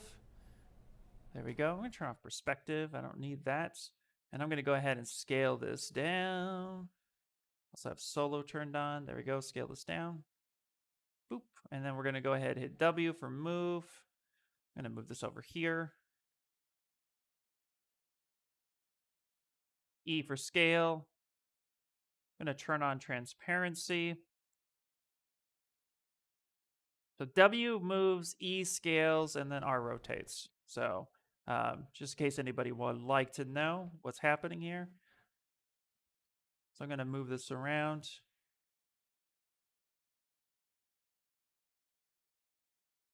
Okay, so you use Z-spheres to get the shape of the hand, then use preview. Oh, okay. I'm sorry, I misunderstood you. Okay, that's fine. We could do something very similar to that. Well, first off, then I actually don't have to build that from scratch. We could just come up here to Z-spheres. Where is it? It's under tool, I believe. Or is it under project? Where do we have that? Mannequin, I believe. Yes, mannequin hand. Okay, let's open up this one then. I was only able to use the gizmo for the preview and not the Z-spheres. Okay, hold on one second. I just want to make sure I understand the question correctly. So use the Z-spheres to get the shape of the hand. So let's say we have this now. And we use the preview to turn it off. Yeah, so A previews that. Exactly. But you were only able to use the gizmo for the preview, not the Z-spheres. Right, okay. So the thing for that is the preview, hitting A or going to adaptive skin. Yes, this is only going to give you the preview for that because it's not actually in the shape at this moment. So if you are in this right here, for example, boop, what this is it is what it says it is. It's a preview. So if I try to mask this off for a second, come over here and tap this, and then I try to manipulate this, and then I hit A again, I'm basically turning off preview. It's asking me, do I want to create this polymesh 3D or discard my changes or cancel? If I discard my changes, it kicks me back. So if I'm understanding your question correctly, here's the thing to remember is that when you have your hand, it's one subtool.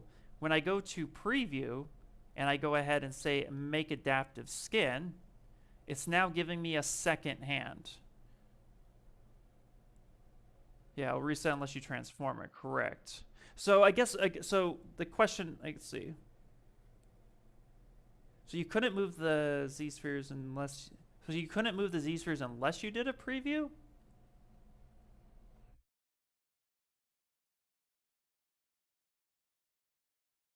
Oops. Well, if you're in Z-sphere, so I tap this one here, and you rotate. Sorry, maybe I'm having a hard time understanding your question. So are you just trying to be able to move the Z-sphere itself? Try to move the Z-sphere hand around like how you use the gizmo. You're not going to want to, okay, you're not going to want to use the gizmo. Well, yeah, you're not going to be able to move the entire thing this way. You're only going to be able to move a section of it because this is a rig that is built. and then I hit preview, you'll open up the gizmo, and yeah, then you could move it, but as soon as you try to snap back, this is a rig setup. So the rig setup itself is the Z-spheres are designed to work off of these different armatures. So you're not going to be able to move the entire thing until you actually make it a mesh.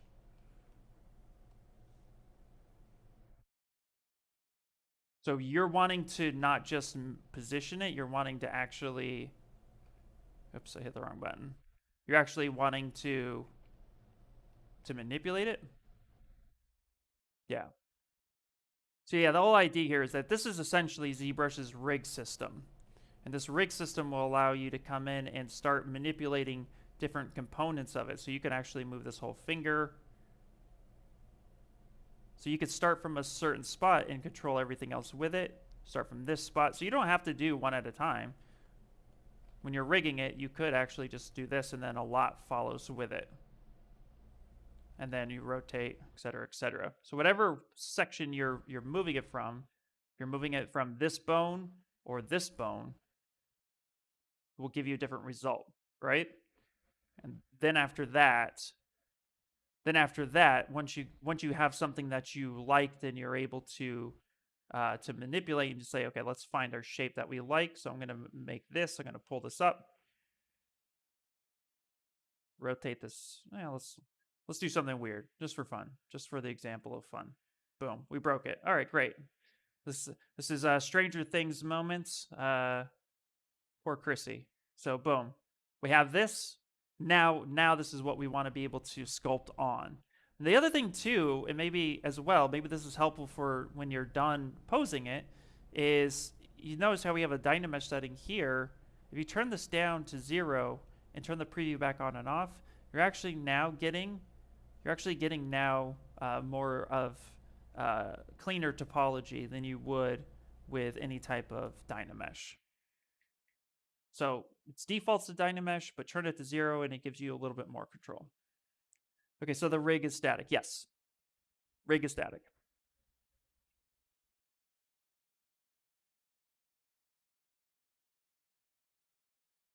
Chrissy, wake up. Yeah. Sorry, that was a long-winded way to get to your question, but yeah. Sorry, it took me a second, so thank you for bearing with me. Okay, we only have a couple more minutes. Does anybody have any other questions that you'd like to answer to? Feel free to pop in and chime in, but I thought you were originally trying to pair one mesh to a Z-sphere, which is also a really cool way. Yes, it does. Absolutely. Yeah. This is some fan art, Chris. This is our poor Chrissy moment. And the Control Z too, by the way, is an effect, but it does not affect with the mesh. There is no, when you do a mesh preview, all of your history is hidden. It's not deleted. Just something to keep in mind too. So if you are making changes to the rig system, make sure that you have move on or rotate or whichever. And then when you preview it, just notice your history is blah.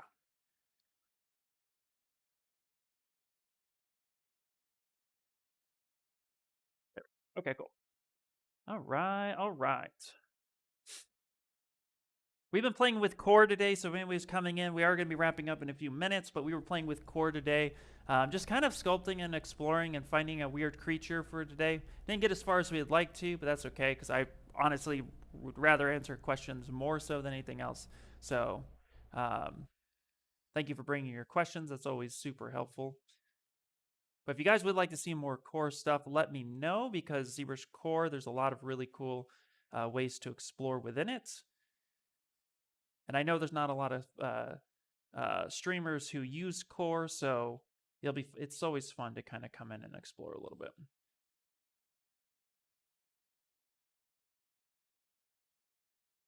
Which is super small. I don't mean that. Probably explore this a little bit more. This is actually not too shabby.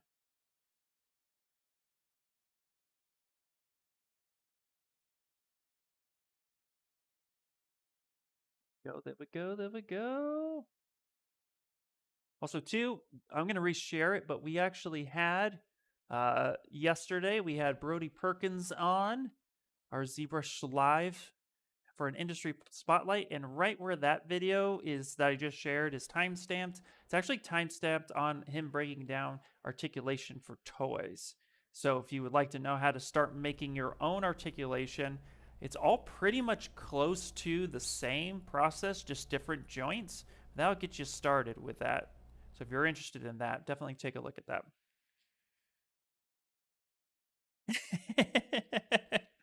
Thanks, Ian. This is very informative. And seahorse, say, dragon, butterfly, rhino, eventually, probably. You never know, man. You never know. That's the whole thing. Like, honestly, I try to make sculpting and learning ZBrush as fun as possible. I'm all about just letting the artist be the artist. Try things. Look, at the end of the day, not everything an artist does is going to be golden, but the more you explore, the more comfortable you get, especially with learning something like ZBrush. Just have fun with it. Don't worry about like trying to make the best thing on the planet. Like just try to make the best thing you can make. Everything else will take place. I've been sculpting for 7 years. As a sculptor, I still have a lot to learn. As an artist, I still have a lot to learn, but at the end of the day, I put fun first, and I'm not worried about if this looks amazing or not. I'm just like, let's have some fun. Let's figure it out. Worst case scenario is it didn't look good this time. So that's that's my little prep speech for the day. Yes, yeah. I stream at 9 a.m. Pacific day or Pacific Standard Time or Pacific Daylight Time. Los Angeles time is when I stream. 9 to 11. This is a Maxon ZBrush stream. So I work here at Maxon. So we're trying to get as much information about ZBrush out as possible. Um, so I used to stream at more of 11 to 1, but we moved the time to help find the stream a little bit more. We're trying to find or try to get it out in front of more people, just because it was a time that was kind of a weird moment. So we moved it, trying to explore sometimes and get this information out as much as possible. So hopefully this is a decent time for everyone. Boop.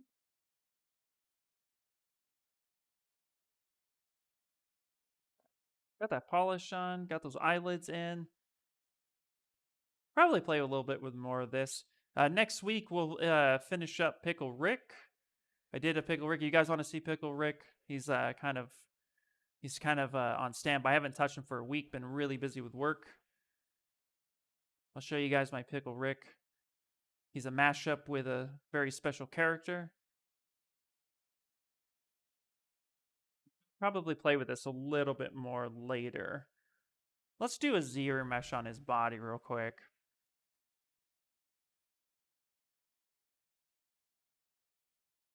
Yeah, perfect. So, great question. Actually, primarily, if I actually retopoing in ZBrush, I do quite a bit. I've retopoed in a lot of different programs, but honestly, like you can definitely retopo in ZBrush. It's actually pretty simple. Boop.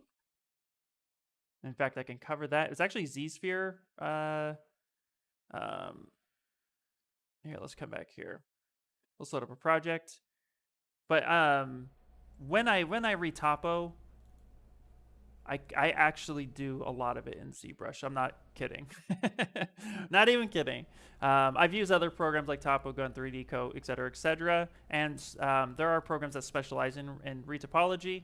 But for something like getting started with retopoing in ZBrush is actually pretty fast. So you can actually come through here, and I'm actually going to go to geometry. I'll go ahead and delete lower just for this example, and come in here and just add a Z-sphere. And go ahead and hit E and scale this down, and then move this somewhere in the middle. That like right about there. Scale this down.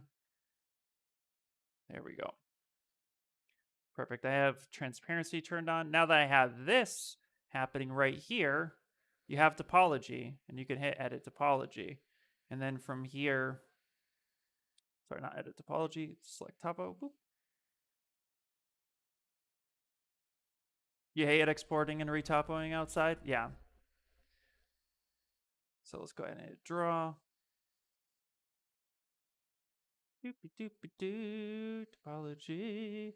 Here we go, here we go.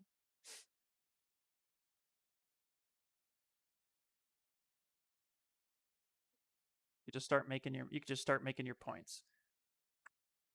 Come through here, come through here, come through here, come through here.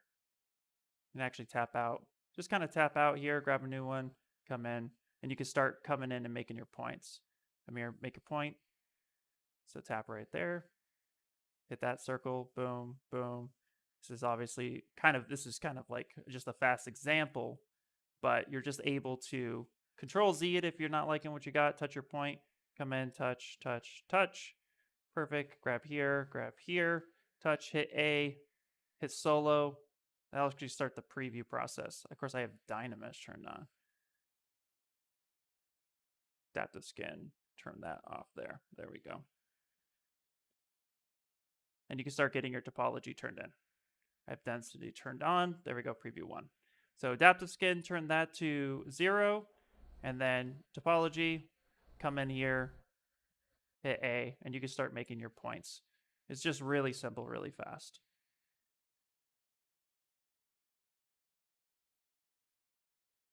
This is a silly question, but I've always wondered, does ZBrush rename your first subtool in the file name? Yes, it does. It absolutely does. When you save as ETL, it renames the first one. That's why a lot of artists usually, this is what we'll do. We'll have our main one. We'll insert just a cube or a star or something like that. We'll push that to the top. And then, yeah, when I go save as and I say, okay, let me just rename this. I'll put this in the downloads for a second. We'll call this test. Yep, there it is. First one. Yep, that's what you do as well? Yeah, it's exactly perfect. Yep. But yeah, so that's how you can start your Z-sphere rigging.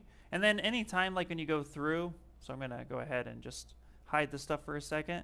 Anytime you see it where it's like this, because you could start and stop this wherever you need to be, which is nice. So anytime that you're here, just come back on, and then you could just come back into topology, and then come back into edit topology. It reactivates that, and then you just turn everything else. You turn your mesh preview back on, and you could just again start. You could start getting what you need built in. And anytime we just touch on the outside, bada bing, bada boom, you say, okay, maybe that's what I want. Hit A to preview that, and then you're here and you're previewing that. So it's really simple to just put quads wherever you need them to be.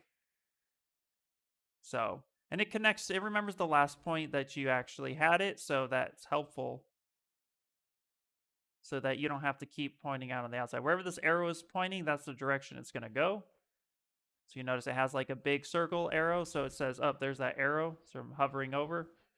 That arrow's going this way, so I know that it'll continue to mesh this way, right? So if I know it's pointed over here, I can actually do that, boom, boom, and then touch here, put these two together. So that's, then hit A, and then hit solo, let's see, boom. So really simple, really, really simple. And you can even preview the wireframe, which is nice. So this is the easiest way to just retopo in ZBrush. There's other ways too you could do it. If you wanted to retopo with using the Z modeler, you could do the same thing. What you could do is actually pull up your IMM primitive half brush. So that's B, I, and then H, and then grab a single poly. So let's say you want to do something like this, kind of set this up. Then you can isolate that. Let's go ahead and do a split hidden. So now we have this. And then what you could do is actually open up your lightbox here, go to your brush, and then you can go to Z Modeler, and there's already a pre-built Z Modeler topo brush. Double click this, and what this brush does is that it snaps things to the surface. So the edge allows the snap to surface. So I can come in here and start dragging out my shapes. And if we notice here real quick, something like this that's coming through, it'll actually snap edge to edge. The points will snap together. So I can have something like this. And I can follow that mesh around. So I can come through here, snap point, come through here, snap point, grab that edge, come in here, do that. You can grab a point, move that around if need be, but it helps snap to the shape of the model. So this is another way that you can go ahead and do this. I keep grabbing this one little section, boom. So move that point around, snap across. So you get the idea. So this is another way that you could start retopoing. Yep. I find this super relaxing. Retopoing is, for me personally, as an artist, was always like, in the beginning when I first learned it like 5 years ago, I was like, I don't like this. And then now when I retopo, I find it to be very cathartic. I just put on good music and I tune out the world and I go nuts. And, you don't have to reinvent the wheel. If you're new to retopology, honestly, all you really need to do is, I'll share my screen real quick, is just come here to Google and then just type in, like let's say you're trying to retopo head, right? And then pull up your images. No need to reinvent the wheel. Just find something with good topology that looks nice and clean. This is nice because these are polygroups, so this is done in ZBrush. Just look at the wireframe and literally just try your best to replicate it. This is the best way to learn topology. And just see how things are going. It's like a puzzle that isn't solved yet. And you're actually trying to work out the puzzle the rest of the way. And, just try to keep it as low as you possibly can. But, at the end of the day, just looking at what's been done, there's no need for you to try to figure it out from scratch. Just come in here, pull a good reference, and then say like, oh yeah, this is really, really cool. I like that. Boom, boom, boom. And if you're really in a hurry, let me show you one really cool trick real fast. If you're in a hurry and you would like to kind of get cleaner topology using ZRemesher. Now, mind you, I do not recommend this to like send over to professional rigging. Retopoing is there for a reason. And it's giving you the best control because you're having the best deformation lines, et cetera. So just a little heads up with that. But if you would like to maybe say like, okay, I actually want to, this is just for sculpting, but I want cleaner topology, we can actually do some really nice polygroup it. So we can go to color, fill this object as white, and then what we're going to do is grab a paintbrush, B, P, and A. I'm going to take pure black. I'm going to say, okay, I want actually to come in RGB intensity here. Color, where are we at here? And we're actually going ahead and paint our lines in there. Let me see something real fast. If we go to our tablet, we can actually turn off tablet. Why's my color not showing up today? Where are we at? RGB? Like getting a weird thing happening. Okay. Why is this happening? I'm going to restart ZBrush. 1 second. Give me 1 minute. It's probably because I have this version up. So let's close this version down. Let's reopen ZBrush. How would you even out the retopo? Use the smooth brush? Yes, use the smooth brush. Once it's all built together, then you have some pretty good mesh that you're happy with. Okay. Okay, perfect. There we go. All right, so let's grab the paintbrush. So I'm going to fill this object with white. Going to flip, and now I have my black color. Okay. And I like to go to preferences for this, and I like to go to my tablet and just turn the tablet, use tablet off. That's going to turn off the pressure sensitivity, giving you pen control, but also giving you mouse click on and off. So with this right here, I'm actually going to go ahead and just, for the sake of demonstration, I would like the eyes of this to be a different polygroup. And then I'm actually going to want maybe the mouth itself to be a different poly group. So let's actually come in here and circle around just like that. Perfect. Maybe the ears as well. They're terrible lines. Terrible lines, but it's okay. We're going to come through here like this. I clean this up a little bit. Let's say I'm going to want to go ahead and split this. We could do this a lot cleaner, but for the sake of time and just kind of giving you the idea of what things are like, maybe we split this here. Maybe we split this here. And then maybe we split this like this. Okay. This will be enough for the example, he says as he draws one more line. Perfect. All right, now we have this shape here. If we go up, now this is full ZBrush, just for making sure that I want to preface that, full ZBrush.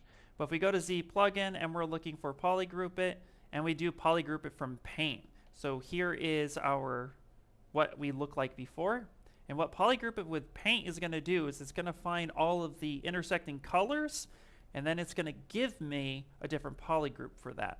And if it looks like it's the same, just go ahead and Control Shift tap that and change the polygroup color. So we get something a little bit different. There we go. So same thing like this. Just give it a different polygroup so that here it looks fine. Now we can go to deformation, and we can actually go polish by groups and clean this up a little bit. You can also go up to our lightbox by hitting the comma key, go to brush, and then we can go to smooth. We want smooth, not polish. Smooth. There we go. And then we're going to do smooth groups. Yep.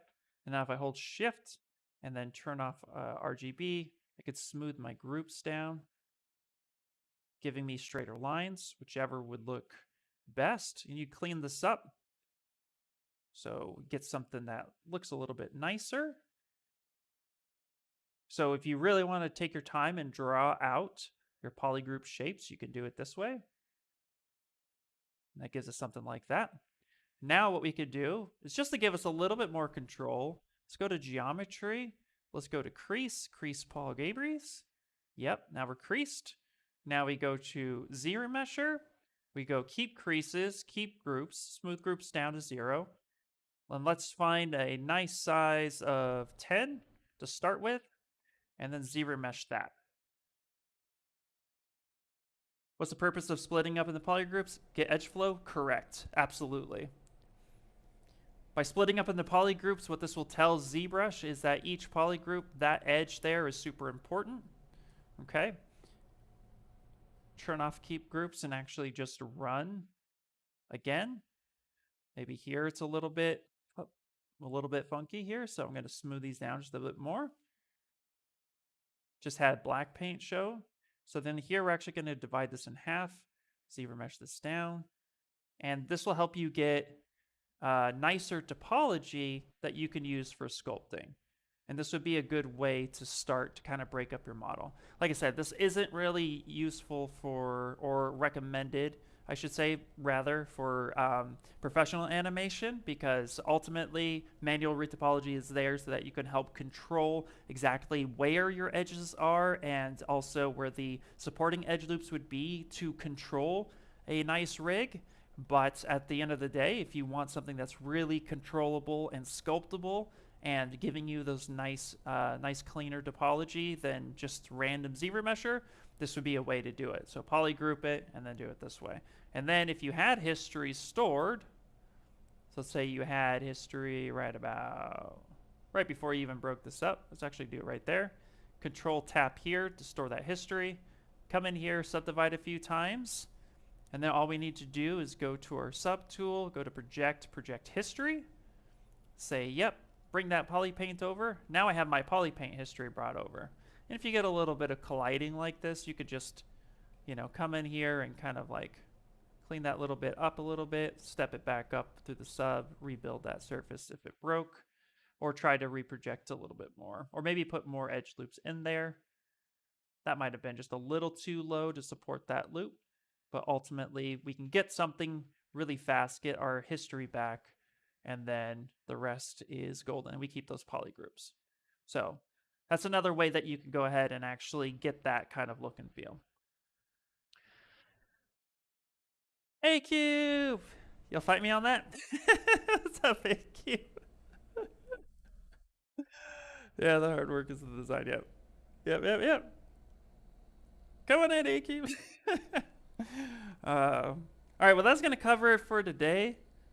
Everybody, thank you guys so much for hanging out with me, showing up. So we covered a lot of ZBrush core stuff in the beginning. We made some really weird kind of like Seahorse concept thing. I might play with it a little bit more. So you typed in DALL-E AI art generator, a creature design created by Ashley Adams A Cube using ZBrush, especially snake hook brush. She is known for her snake hook brush. Okay, now I'm gonna fight. There it is, guys. There it is.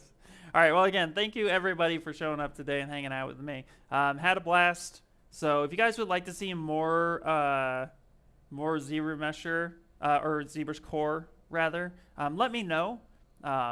If not, no worries. We can always go back. We can always do ZBrush Core Mini. If anybody wants to know what ZBrush Core Mini is about, we can do that as well. So again, thank you guys for everything. A Cube, follow her, check her out. She also is a streamer here. She usually streams on Wednesdays.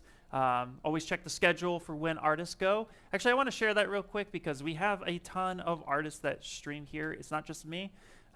It's a lot of different people, and so let's go ahead and let's do, here, let me pull it up real fast before I bounce. ZBrush Live. ZBrush Live calendar. Let's just load up. I'm going to share this. So this way you know when things go, when everybody is due to go live. So at any point in time, you can check this out. It is subject to change. Just heads up. So, you know, sometimes an artist gets busy and they say, hey, I really can't stream today, so they let us know, and then we go ahead and then we alter the schedule. But that's a great way to stay up to date with the latest and greatest. Like today, I can't stream, literally painting like a freak. No worries. Okay, thanks for letting me know, AQ. I'll go ahead and I'll get that updated on the schedule. All right, that is it, everybody. I'm gonna go, but thank you guys so much, and I'll see you next Wednesday. That's 9 a.m. Pacific Standard Time. So show up. Have fun, learn to sculpt. That's what we do. All right, guys, that is it. I'll catch you all later. Bye.